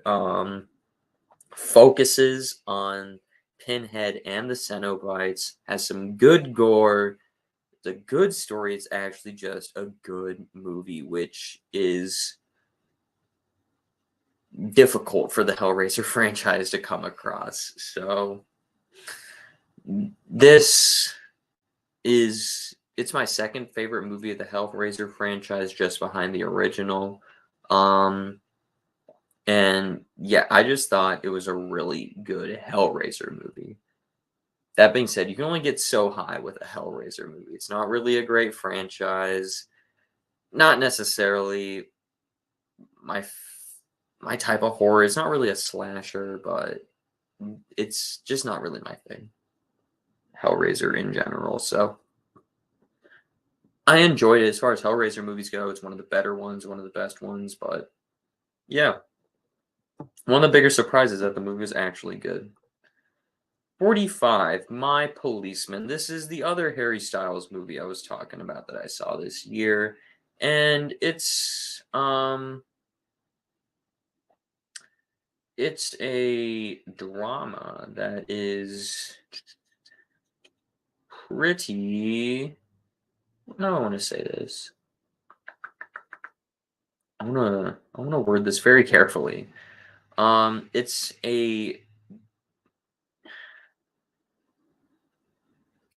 It's a drama that I think highlights issues that were relevant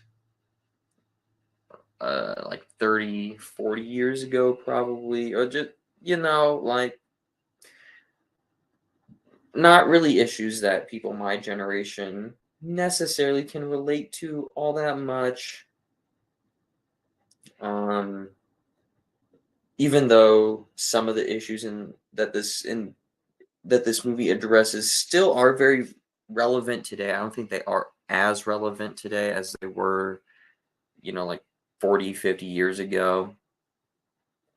Um, but I thought it was good. I thought it was good. I liked the messaging that this movie had in it. Um, it was I wouldn't say it was tough to watch. It was just kind of saddening to watch this movie and seeing like the way that people were treated. And I'm trying to be vague here, so I don't want to like step in the landmine of this movie, but basically this movie's about Harry Styles and this other guy being lovers, being in a gay relationship together in 1950s, 60s. Let me check while I'm explaining this. And it's about them trying to like hide their relationship from the world because like uh, yeah, 1950s, yeah. And being I'm trying to choose my words so carefully here. Being in a relationship like that in the 1950s was not very socially acceptable, I guess. At least that's the way the movie frames it. I wasn't alive in the 1950s, so I don't know and I haven't really researched, but so it kind of addresses that in the movie. And I thought so it was kind of sad to watch the movie and be like, oh yeah, that's how things were. Where like people who were gay were beat up and stuff for being gay in the 1950s. So it was just kind of tough to watch it for that, but it was very good. So yeah, hopefully that makes sense. Hopefully I wasn't like I don't know. It's so tough to talk about stuff like that and like phrase it in a way to where you don't pose yourself for hatred. I guess 'cause that's what I'm trying to do. I'm trying not to take any sides on it. I'm just trying to like explain like the plot of the story. So yeah, that's that. Let's move on before I say something stupid. 44th place, The Northman. This was a Viking movie, which I don't know if I've ever seen a Viking movie before. And it's very artsy and very good. It's a very good artsy Viking movie. It has a lot of weird stuff in it though, like Ethan Hawke crawling around on the floor barking like a dog. That's pretty weird. There's some pretty good gore in here when you get the Viking action sequences. I really enjoyed Alexander Skarsgård, one of the Skarsgårds in there. There's like 15 Skarsgårds in Hollywood, so I liked him as a Viking, and was pretty good, pretty good. It's a movie that I've been wanting to rewatch. I've been wanting to rewatch it. I just haven't yet. 43rd place. Nope. The latest Jordan Peele movie. This one kind of disappointed me. While I still enjoyed the movie, I enjoyed it when it was this tense alien invasion movie. What I didn't enjoy was the messaging and the answers of this movie. While I understand the themes and what it's trying to go for, I just, at some points, it stretched the logic too thin. And it made, and when you started getting answers, it started making what was happening before a little bit less interesting and not as good, in my opinion. So, Jordan Peele hasn't made a movie that I've loved yet. I like Get Out, I like Nope, and I think Us. I like it better than most people, but I think it's just kind of whatever. So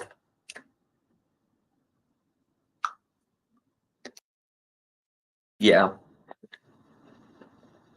I liked Nope. I've seen it twice, but just not one of my favorite horror movies of the year. Is it in my top 10? I don't know. It was a really damn good year for horror. 42nd place, horror fans are gonna hate me. X. Why is X so low?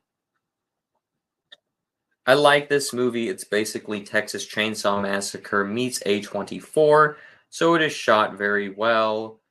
Um, it's just, it's just, I don't know. It just doesn't resonate with me as much as it does with everyone else. It seems. I like the movie. I think it's pretty good. It's just not.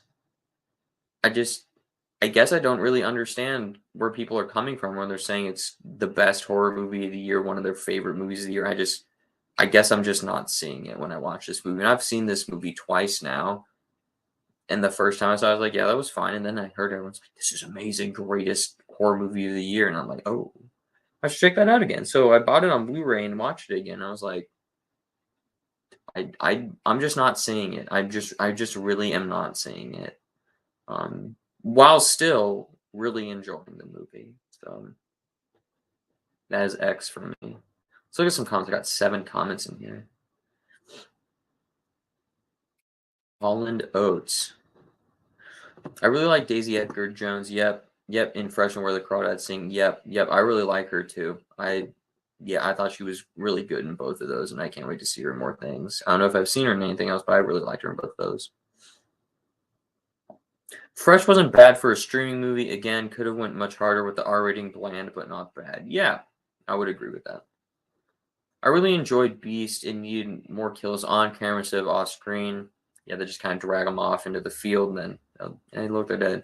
But it's still a fun theater watch. Yeah, that's one of the worst theater experiences I've had all year too. There's just people coming in late on their phones, flashlights and stuff. It is a bad experience, but I like the movie. I also love the Hateful Eight. Great dialogue. That is also love the Hateful Eight. Yes, let's go. Hateful Eight. Yes. Hateful Eight lovers in the chat.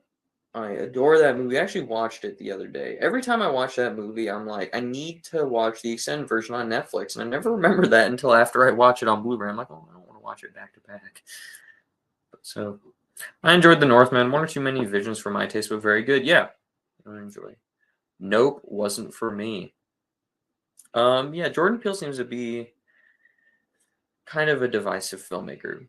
While I'll say this though, while I haven't loved any of his films, I'm always interested in what he's doing because whatever he does, it's very interesting and very creative and original. So yeah, I liked X as a pretty good opener to 2022. Like it, but not in love with it. Same.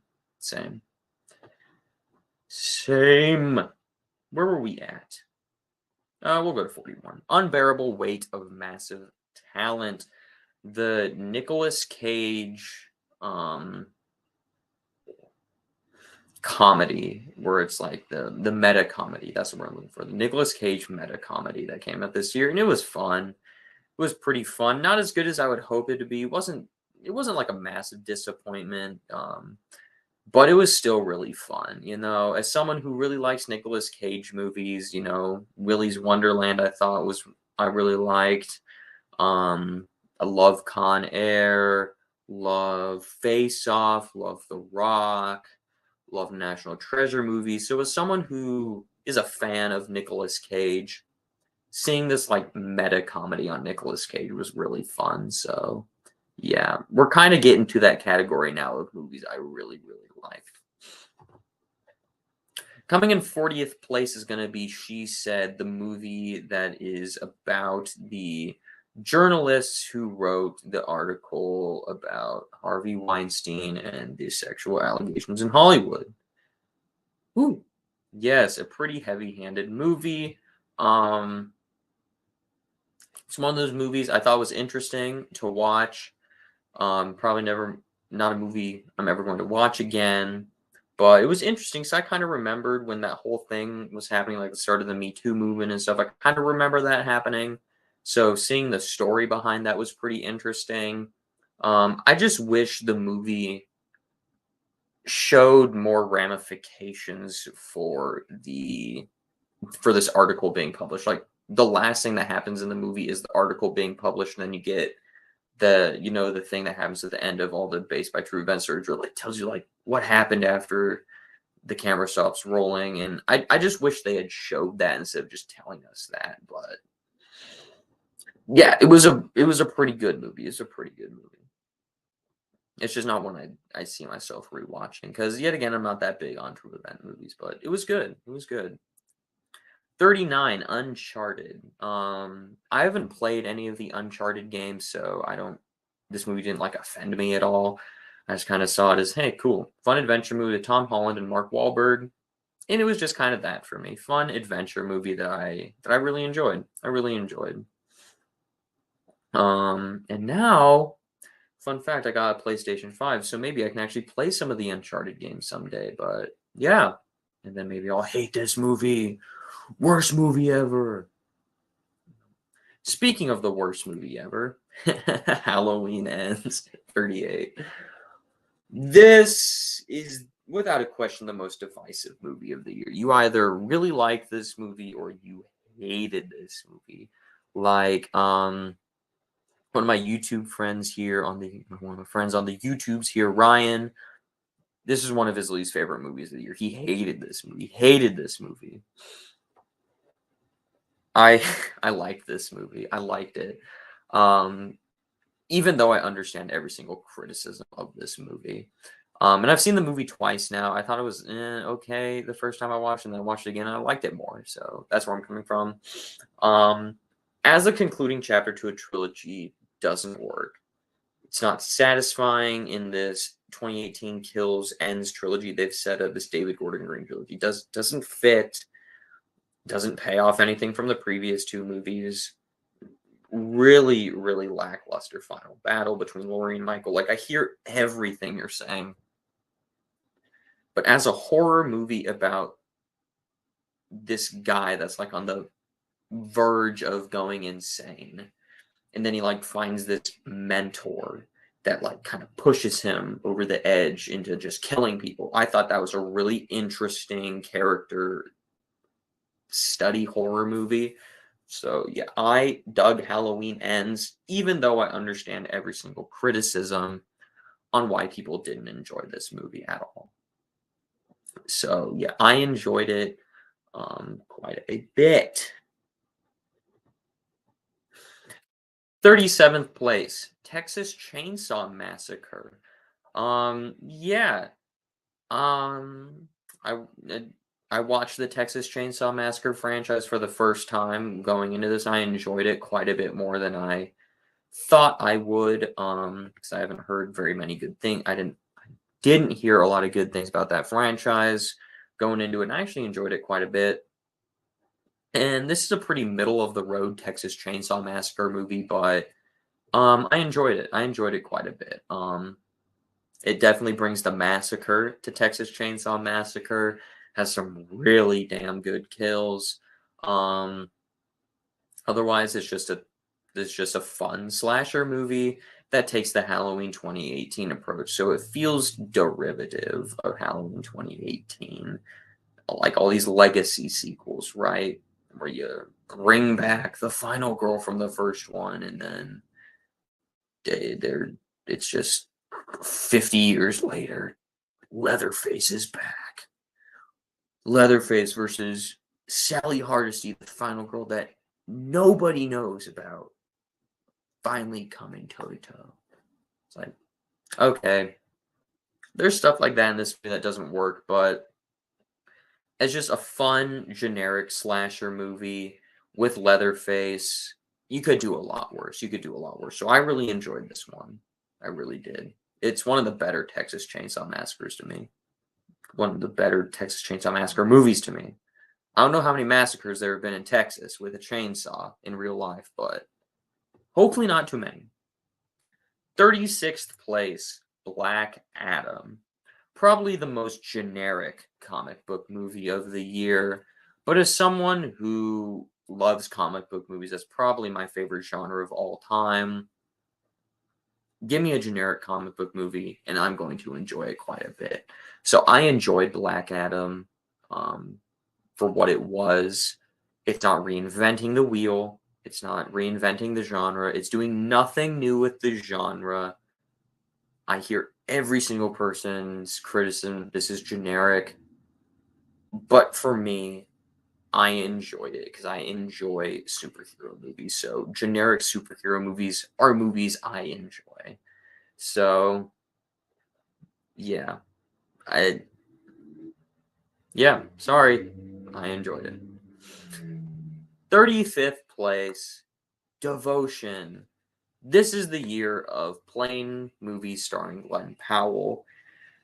In this one, I think is the lesser of the two, while still being a pretty good movie. Got Jonathan Majors in there, who's becoming one of these up and coming actors. You know, he's going to be Kang in the MCU. He's going to be in Creed 3, and he's in Devotion. And I thought this movie was really good.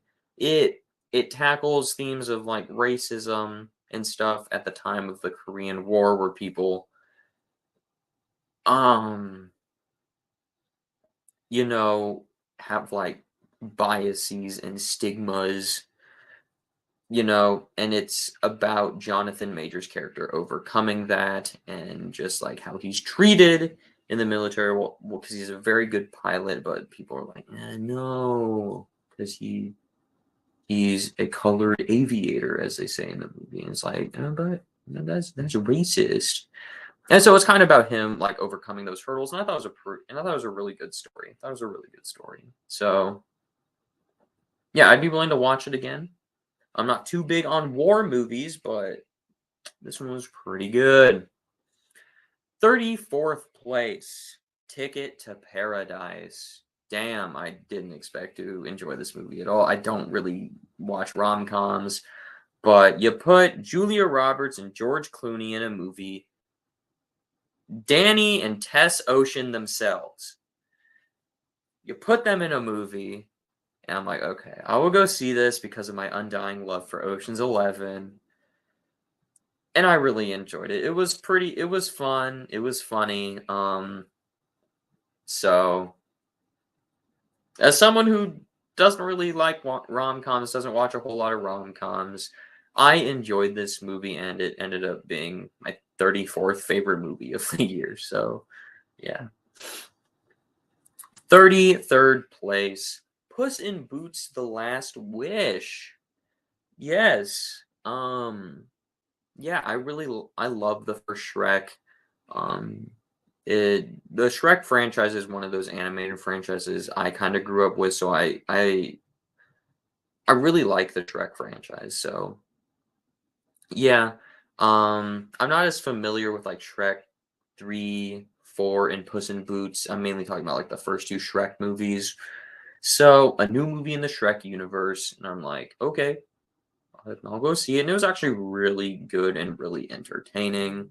I like the character of Puss in Boots. I always like the way that the Shrek movies spin these classic fairy tales into just a really fun and funny way. So, um, yeah, I really liked it, and I believe this is my favorite animated movie of the year. Beep boop boop boop boop boop. Let me look. Yes, it's my favorite animated movie of the year. There we go. Oh my god, we have 9 comments in the chat. Holy crap. Let me get to number 30, and then we'll talk about it.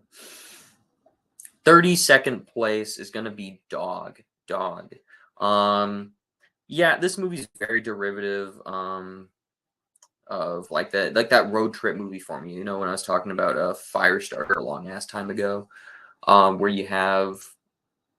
it's like Logan and Sonic. It's like the road trip movie where person needs to get to point A for point B, and they're taking other person with them. But it's not other person, it's Dog this time. And it was just a really heartwarming and charming movie. You know, it's a dog movie where it's not sad. You know, most dog movies are really sad because the dog like dies in the end of the movie. Spoiler alert: the dog doesn't die in the end of this movie. So, whoo, saved a lot of tears there. But yeah, I really enjoyed this movie. It was fun. It was cute. It's a dog, so it's a dog, so I'm gonna like it. So I love dogs. There are 4 dogs in the basement right now, not in the basement, but downstairs I'm in the top level of a house, so it's kind of like a basement. I don't know. It's the middle level of the house. So yeah, dog, pretty good. 31st place. We were talking about this one in the chat a little bit ago. Where the Crawdads Sing. This movie did not get good buzz at all. I'm pretty sure it's rotten on Rotten Tomatoes, and I watched it and I was like, what? I like that. I liked that movie. It was a really good like a book adaptation. I've never read the book, so maybe it's from people who read the book who didn't like it. But I just really liked it. It was a really nice drama. Also really liked the courtside drama to it too. I thought it was interesting how they excuse me, went back and forth between the court and then like flashbacks. I really liked how they did that in the movie. I guess the only real negative thing I didn't really like is I didn't really like how it all wrapped up in the end. But yeah, I really liked this movie. I really, really enjoyed this movie, and I honestly don't really get where a lot of the hate for this movie came from. All right, let's answer some of these 10 comments. Woo! Anthony and Holland, y'all are the MVPs of the chat tonight. Thanks for sticking around, guys. It means a lot. Nicolas Cage is a national treasure. Hell yes, he is. Love the pun. He's got great comedic timing and amazing facial expressions. Yeah, he's a great actor. Team Corey. Let's go, Team Corey. I really liked Halloween Ends. I was hoping that the film was going to get a director's cut, but sadly it did not. Yeah, that would have been interesting to see a director's cut. Honestly, as much as I liked Halloween Ends, I still really want to see what their original plan for this movie would have been, because this clearly is not what their original plan was. Their original plan was to have 3 movies all set on the same night. And I would have really enjoyed to see that movie. I still really want to see that movie. So, yeah, I like what we got, but yeah, there's always going to be a piece of me that's like, I wonder what that original script was. That's a shame. Yeah, it is a shame. I really like director's cuts. I do have a little bit of a bone to pick with director's cuts, though, right? We shouldn't classify putting 4 or 5 minutes into a movie on the physical media release as a director's cut. To me, if you're going to do a director's cut, you need to put stuff in your movie that is a significant amount of time, you know, like 30 or so minutes of time, that significantly alters the movie, right? You can't, like, Halloween Kills, the extended director's cut edition. It adds 4 minutes of footage to the movie. That's not a director's cut. It doesn't change anything. So, to me, a director's cut needs to significantly alter the story and add a significant amount of runtime. That's just me. Chainsaw Massacre 22 was a blast. We actually got a massacre. We did with that bus scene. Yeah. Really put the massacre in Texas Chainsaw Massacre for once, almost 50 years later. Love war movies. Might have to check out Devotion. Yeah, it's a pretty good one. Pretty good one. I'm not big on war movies, but it's one I enjoyed. In 10 years, you'll really enjoy Halloween Ends. I agree that it wasn't a good conclusion to the trilogy, but I like it as a standalone movie. Yeah, I like it as a standalone movie. I like all the Oceans movies. Me too. It's one of my favorite franchises. I adore the first one. I really like the 3 sequels. I'm still waiting for people to love Resurrections. Baby steps, my man. Oh, Halloween Resurrection. Not a good movie, but I get so much guilty pleasure out of that, out of how horrible it is. Crawdads at 34% critics, but 96% audience. We love it. Go audience, boo critics. Boo you critics. I just rewatched Howling Resurrection on 4K. What 4K? It's an okay slasher, but the final girl's not very good. Actors and Buster Rhymes' character should have gotten killed by Michael brutally. Buster Rhymes is so awful in that movie, but goddamn if I don't love him in that movie.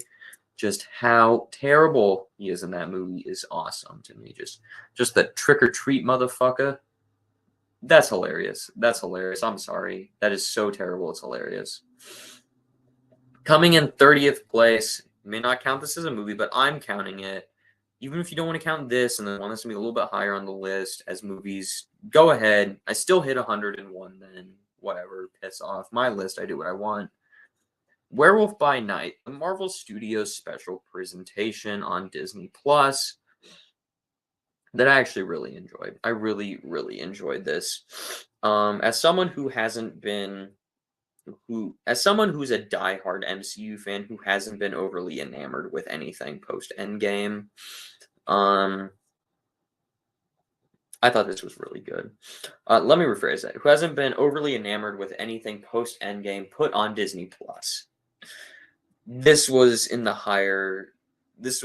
one of the better things put on Disney Plus by Marvel Studios. It's a throwback to the classic Universal monster movies.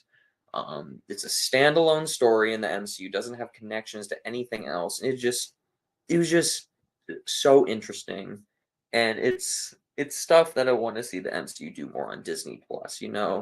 Not these mini series that aren't working. Do more special presentations, please. Do more special presentations.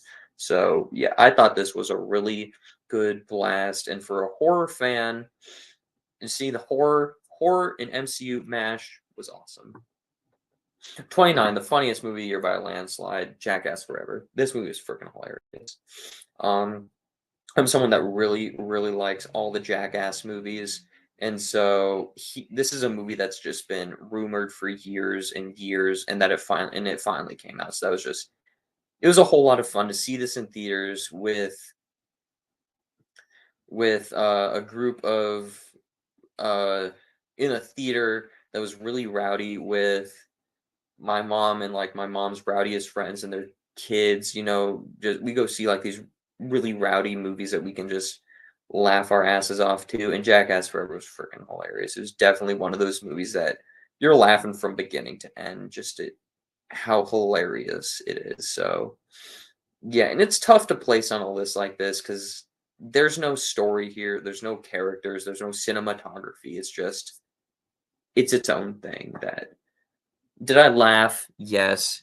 Did I see dick and balls? Yes. Did I enjoy this movie? Yes. Does it have characters? No. Does it have story? No. So, yeah. Jackass Forever, I thought was really damn good. 28, 13 Lives, the movie about the cave divers who, excuse me, rescued the 13 soccer players from that cave in, I believe, Thailand about a decade ago. And I remember when that happened. So seeing a movie about that was actually really damn interesting. because it informed me more on an event that I remembered happening. So that was just really cool for me to see that. And it's also got Colin Farrell, who's a great actor, got Viggo Mortensen, who's a great actor. So it was just a movie that I thought was really, really good. As far as true event stories go, I really, really enjoyed this one. 27, Prey, the latest Predator movie. I'm not the biggest fan of the Predator franchise, but I thought this one was easily the best since the original Predator. Let me take a quick swig. And excuse me. It's one of the movies that I wish I could have seen in a theater. 'Cause it was just so good and it was so unexpected. Because the Predator franchise is so hit or miss. Um, so yeah, it was just really refreshing to get a really good Predator movie again. Um, and yeah, I liked the setting of the movie, how it's more primitive. It's not all machine guns and lasers and stuff. It's hand-to-hand combat with axes and swords and stuff. I always like hand-to-hand combat more than just cool gunplay. So yeah, I was a big fan of Prey. Big fan of Prey. Second favorite Predator movie besides the original. 26, Doctor Strange in the Multiverse of Madness. Um, Again, this is mixing horror and MCU, so that's great. This was my most anticipated movie of the year, and it was really good. A little disappointing, but hey, it's number 26 out of 103, so can't complain too much. Um, Sam Raimi's a great director, returns to the comic book movie genre after giving us a really solid trilogy in the Spider-Man movies. Um, it's a character I love with Doctor Strange. I love Doctor Strange. He's one of my favorite characters in the MCU right now. And just as a horror fan, this movie just was such a pleasant surprise that we got a horror movie in the MCU. Um, got some great cameos in there and stuff. Wasn't too overly fond of Wanda being the villain in this movie, and I think they could have gone a lot crazier with multiverse, because when your title's Multiverse of Madness, you go to like 3 different multiverses, that's a little bit disappointing, but yeah. 25th place, Black Panther Wakanda Forever. Wakanada Forever. Let me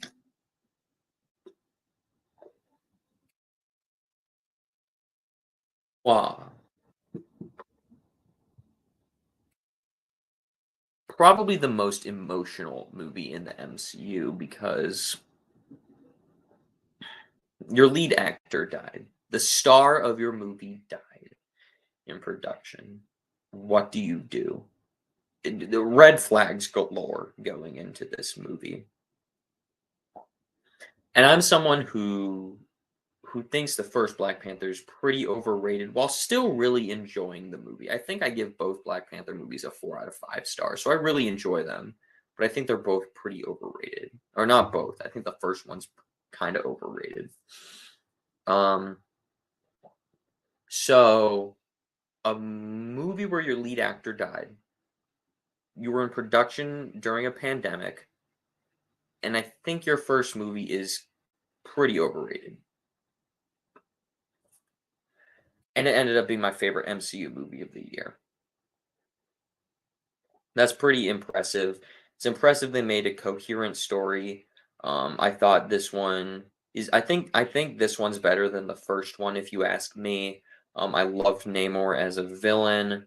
There's just a few things that didn't work for me here. I thought I think the runtime is a little bit too long. Um, I wasn't the third act wasn't very intense or as good as I thought it would be. I thought the best action sequence was in the middle of the movie in the second act. So the third act kind of got overshadowed by that. But overall, I thought it was a really good comic book movie and a really good Black Panther movie, and for just the fact that their lead actor died, and you put a movie this coherent out in theaters is beyond me. That is insanely impressive. Insanely impressive. So, yeah, it's a really good one. Really good one. 24th place, the scariest movie ever. Fall. God damn, this movie freaked me out. I have a fear of heights. Fun fact. So when you watch a movie where people are stuck on top of this 2,000 foot tall antenna pole, and the whole movie is them looking over the edge. It is scary as shit. It is scary. I was like on the edge of my seat, like gripping my seat, like hiding this up the whole time I was watching this ducking movie. This ducking. I was trying to say damn and fucking at the same time, so I said ducking. So this ducking movie. This movie is scary as hell. This movie is scary as shit. But it was really damn good.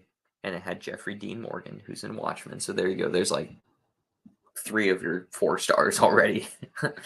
But yeah, this is a really good, tense thriller. Yeah, it was a really, really damn good movie that, yeah, I thought it was really good. And it might not work for everyone, but as someone who's afraid of heights, I thought it was excellent. I thought it was excellent. 23, my favorite thing the MCU produced this year, Guardians of the Galaxy Holiday Special. Yeah, again, with Werewolf by Night, might not consider this a movie. I do, or at least I'm considering it in my list. So, you don't want to piss off, don't give a fuck. But yes, Guardians of the Galaxy Holiday Special. Just such a fun thing that exists. I'm glad this exists. And it's something I'm probably going to rewatch every single year at Christmas time just because it's fun. It's like this and Werewolf by Night are 2 of the best things Marvel Disney Plus has produced. And it's like, please do more of these special presentations. It was just so fun. It was just so much fun, lighthearted Christmas with the Guardians of the Galaxy. So, yeah. Yeah, it just worked for me, and I really enjoyed it. 22. I've seen this on a lot of people's like worst of the year lists. But it's a movie I really liked. Bodies, Bodies, Bodies. Yes. A lot of people did not enjoy this movie. I really did. I thought it was really good. And I even understand all the criticisms why people didn't like this movie. But it's a movie that's poking fun at my generation, right? And like the way that people in my generation use certain terms online, the way that they talk and whatever. I found it hilarious, right?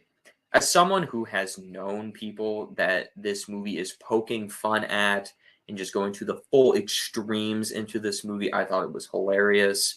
You know, when you when your generation is the butt end of the entire joke of this movie and you think it's funny, I think the movie accomplishes what it's trying to do. So I really enjoyed Bodies, Bodies, Bodies. I actually got it on a 4K up there somewhere. Probably like right here. I actually touch it. No, I touch blockers. Anyways, but yeah, I actually want to rewatch it here soon. I actually do want to rewatch it once I enjoyed it. 21st place, the movie that just kept climbing my list all year. You know, I just kind of liked it the first time I saw it. And then every single time I rewatch, I've seen this movie 3 times now, and just the more I think about it, the more I go up. Barbarian, man, just Barbarian. It's such a good movie, just such a good movie that, you know, when I did my review, I said I kind of saw where it was going at certain points, and that is true. But if you're not someone like me that watches 103 movies in a year, this movie's gonna pull the rug out from under you like 5 times in the movie, just how insane it goes. It's pretty insane with the things it does. It's creepy, it's tense. There is a lot of subversion of expectations in here. It's a really interesting setup for a movie. It's gonna make you never want to go to an Airbnb again. It's just a really good horror movie. So yeah, I saw this one in theaters twice, watched it once on HBO Max, and yeah, it's a movie that I just consistently really, really enjoyed. It's not one of the best movies of the year. I mean, well, sure, it's in the upper fourth of movies this year. For me, it's 21 out of 103. So it's one of the best movies I've seen this year. It's just not top 10 material, which is a pretty tough thing to crack. All right, let's read some comments. I'll get up to 15 and then I'll read comments and then I'll power through the rest. Coming in 20th place is Deadstream. I had no intention of watching this movie until I was just bored one night. I'm like, oh, what's some movie I can watch on Shudder? I was in a mood for a horror movie. I'm like, what's some random movie on Shudder that I can watch that came out this year that can boost my total movies I've seen this year up? And I was Deadstream. I'm like, yeah, sure, whatever. And this movie is hilarious. It's basically like Evil Dead, but in like a stream format, like internet format. It's a weird thing to describe, but it was so funny, entertaining. It was creepy. The atmosphere of it was creepy. There was a lot of gore, a lot of really good gore, a lot of really like disgusting gore. So the movie was really tense and really funny. So if you haven't seen Deadstream yet, it's streaming on Shudder. Not a whole lot of people have been talking about it, I think, but or at least I haven't heard a lot about it, but I thought it was really, really good. Coming in 19th place, it's gonna be Scream. Scream. Yes, the latest Scream movie. I thought this was a really solid Scream movie. It's my second favorite of the franchise, just behind the original. And yeah, it did everything I think that I wanted it to do. I'm not the I'm not someone who loves the Scream franchise. I really like 1, 2, and this one. I think 3's okay, and I don't really care for 4 all that much. But yeah, I just really, really enjoyed this movie. As far as legacy sequel, as far as a movie that's a legacy sequel that's poking fun at legacy sequels, I thought it was really good. Very excited for Scream 6. That's one of my most anticipated movies of the year. So yeah, I thought Scream was a really solid addition to the Scream franchise, and yeah, it's one of the best movies of that franchise. One of my favorite horror movies of the year. Number 18, Bros. This movie was hilarious. I had no idea what this was going into it, and it's so funny. It is, yeah, it's a gay rom-com, but it's so funny. It's just so funny, man. Yeah, I had no idea what this is walking into it, and I was laughing out loud the entire time. I was in a theater by myself, thank God, so I didn't annoy anyone in my theater. But yeah, this movie is just really damn good, and really damn funny. So yeah, it's not going to be for everyone, but I thought it was really funny, and I enjoyed it a lot. I really enjoyed it. Um, my mom was interested in it, so she watched it on Amazon Prime the other day, and I kind of sat down and watched part of it with her, and it was just as funny the second time. So yeah. Coming in 17th place, one of the biggest surprises of the year, and that's going to be Smile. God damn, this movie looked generic and bad from the trailers. So I was like, "Ugh, Smile, ooh, that just looks so derivative of things. Just looks like this super generic horror movie." And I saw it. It's like the best possible version of the movies it's derivative of. It's the best possible version of that. Really tense, really good jump scares, really good characters, really good gore, really good themes, really good messaging. Just everything in this movie is just the best possible version of this movie that it could have been. So, I expected nothing from this movie. I honestly thought I was gonna walk out disliking this movie, and it ended up being one of my favorite horror movies of the year. So a really, really good movie. Coming in 16th place, Bullet Train. This is just a really fun action movie that is it's really dumb. There's a lot of really dumb stuff in this movie, but I just had a blast with this movie. Yeah, I saw it 2 times in theaters. It was just so much fun. This is one of the most fun movies that I have seen all year. So I saw all last year. I'm still trying to get used to it being a new year, but yeah, Bullet Train, man, just such a fun action movie with some great cameos, great actors in there, great action, just such a fun movie. Comments before we hit the last 15. Werewolf by Night looks really good, and if it's a standalone, then I can enjoy it. Yeah, yeah. It is standalone, and it was really good. If you like the classic Universal monster movies, I'm pretty sure that you will really enjoy that. The original Predator is all time for me, and I like the one in 2010. Prey is probably third for me in the franchise. Um, yeah, Predator is great. It's never been one of my favorite movies, but I understand why it's in a lot of people's favorite movies of all time.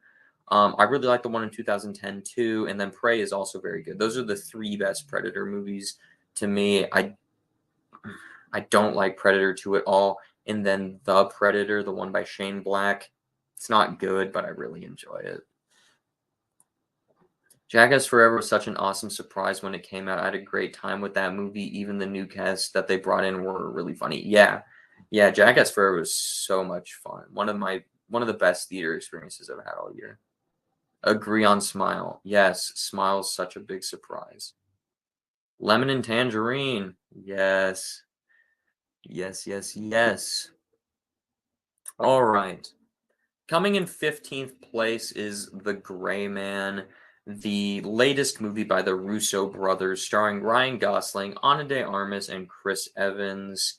And it's just a really fun action movie that yeah, it was just a super fun action movie. And I really like action movies, so going to see an action movie from directors I like with actors I like and getting a really solid action movie, it's going to be one that I really enjoy.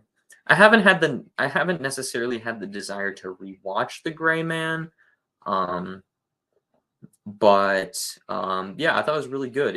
If you like action movies, if you like the Russo brothers, if you like Ryan Gosling, Ana de Armas, and or Chris Evans, check out The Gray Man on Netflix.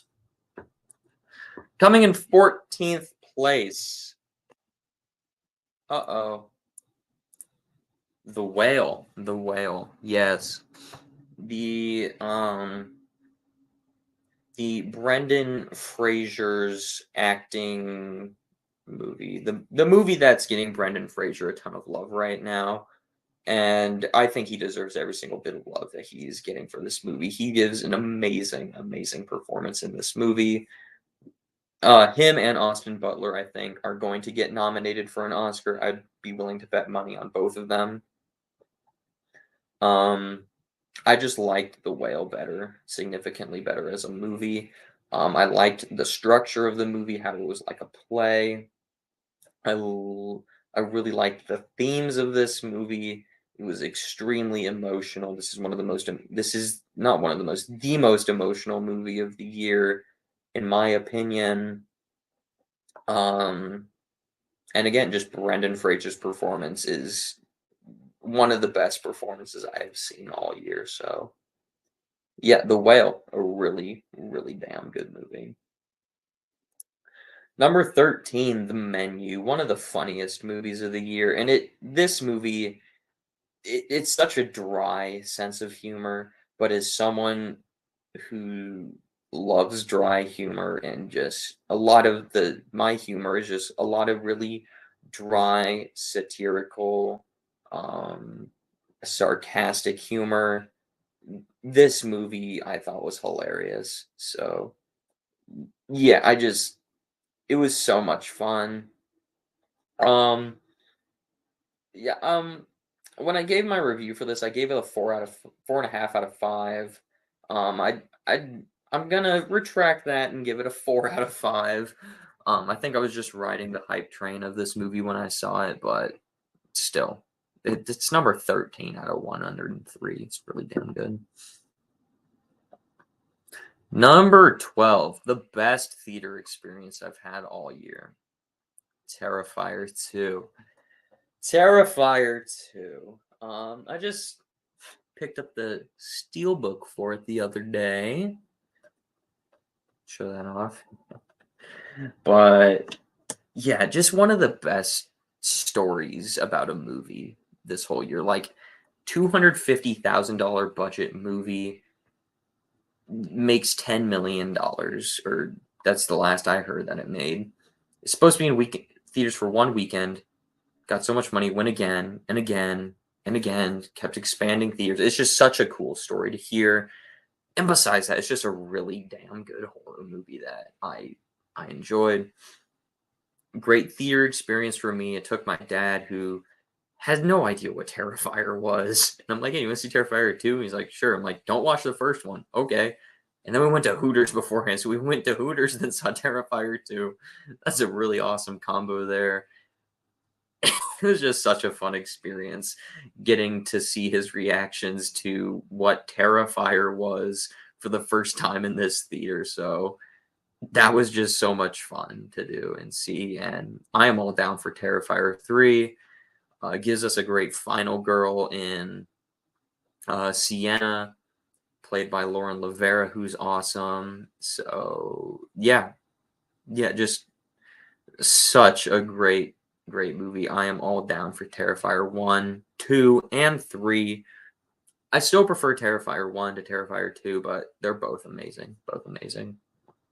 But my favorite horror movie of the year has to be The Black Phone.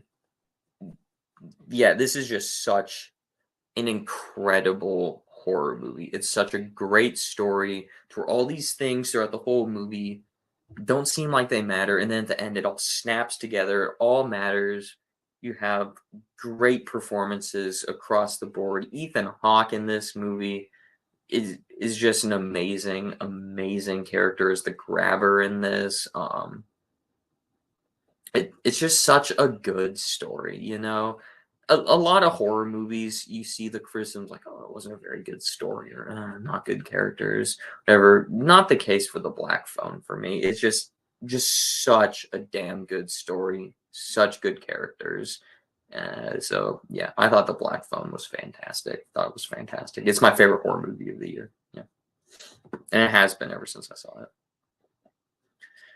Number 10. Avatar: The Way of Water. I'll fly through these ones pretty fast because I already have that top 10 video out, and this has been going for 2.5 hours, and I'm hungry, need to go to the bathroom, and tired. So, Avatar: The Way of Water. I think this was 13 years worth of wait. Honestly, I honestly do. Um, I still think I like the first Avatar better. But I'm all down for Avatar through 4 and 5. I'm down for it. Keep giving us Avatar movies on this quality, and we are a-okay. Really enjoyed it. Top notch CGI. There's just a few things I didn't really enjoy. Want a full thoughts on it? Go check out my review for it. Number 9, Violent Night. New instant Christmas classic for me. Just what a fun action movie. Yeah, it's just I got more water. Trust me, I can't prepare it. Just such a fun action movie. It's Die Hard with Santa. I'm sold. And it was everything I wanted it to be. Really fun action, really fun characters, really violent, gory kills. So yeah, Violent Night, I was down for. Really liked it. All right, here we go. Number 8, Top Gun Maverick. Top Gun Maverick. Number 8, probably the most popular pick for best movie of the year. I think this movie's kind of overrated, but hey, it's number 8 out of 103 for me. So what does that say about me? I feed into that overration, if that's a word. But yeah, Top Gun Maverick. I'm not really a fan of the first Top Gun. I think it's yeah, whatever. So walking in this one, I was like, really, a sequel 40 years later to a movie? I think, yeah, I'm not going to enjoy this. And I ended up loving the movie. Really tense, really good action. Just a really damn good blockbuster. A really, really good escapism. A lot of movies push themes and stuff that are like relevant to society today, or like are products of I don't know stuff. You know, Top Gun Maverick isn't that. It's just a really fun blockbuster that isn't trying to say anything. It's just trying to be fun. So Top Gun Maverick is an amazing movie, and it is number 8 out of 103. 7, The Banshees of Inisherin. Probably the opposite of Top Gun Maverick. A really, really damn good character drama that surprised the hell out of me. Came out of nowhere for me, and it was just such a good character drama. I love Colin Farrell. Everything he does is amazing to me. So, yeah, just a really damn good character drama there. Number 6, The Fabelmans, the latest Steven Spielberg movie. So it's Spielberg, it's going to be good. It's a movie about falling in love with movies and wanting to make movies, and those themes hit pretty close to home for me personally. So this movie worked, resonated with me quite a bit on an emotional level. So yeah, really good. Number 5, Tar, a movie that I thought I was going to hate based off the trailers, and I watched it. It was really good. A really, really, really good character study. I think Cate Blanchett is going to get nominated for Best Actress in this movie. Yeah, I just thought it was really good. Really good. Not really good. Yeah, we're in the realm of like movies I loved. Number 4, Glass Onion, a Knives Out mystery. I'm someone that just really likes the first Knives Out movies. Never been one of my favorite murder mysteries, and I thought this one just improved everything about that first Knives Out. I think this one's better than the first Knives Out. Yeah, I think that. I thought the twist reveal was like the way that it revealed stuff was shocking. I like the way how it like reframes stuff as you go further along, and I'm just down for this whole Knives Out franchise. They're making like this anthology franchise, so yeah, keep bringing it on. Number 3, easily the best comic book movie of the year, Batman. Yeah, Batman noir movie, murder mystery movie with Batman as a detective, just awesome. Such a departure from all the other Batman movies that we've gotten before, and I'm down for it. So easily the best comic book movie of the year for me, and it's one of the best comic book movies I've ever seen. So yeah. Number 2, Babylon, the 100th movie I saw this year. Yeah, I love this movie. I thought it was awesome. This and my number 1 are the only 2 movies I gave 5 out of 5 stars to this year. I'm pretty tough on movies like that. But yeah, Babylon, just such a crazy, coked out movie. That was just so much fun to watch. It's got great themes. It's one of those movies that has themes and is fun, and it balances them both perfectly. So yeah, I thought Babylon was great. I can't wait to watch it again. I kind of want to go see it again in theaters. Didn't do too well at the box office. Didn't get a whole lot of great reception, but I'm one of those people that absolutely adored this movie. But easily coming in at first place for me. Everything, Everywhere, All at Once. I walked out of the theater and pretty much declared this my favorite movie of the year 8 months ago, and I was like, nothing's ever going to come close to it. Babylon is the only movie that came kind of close to it. But yeah, this movie is just amazing to me.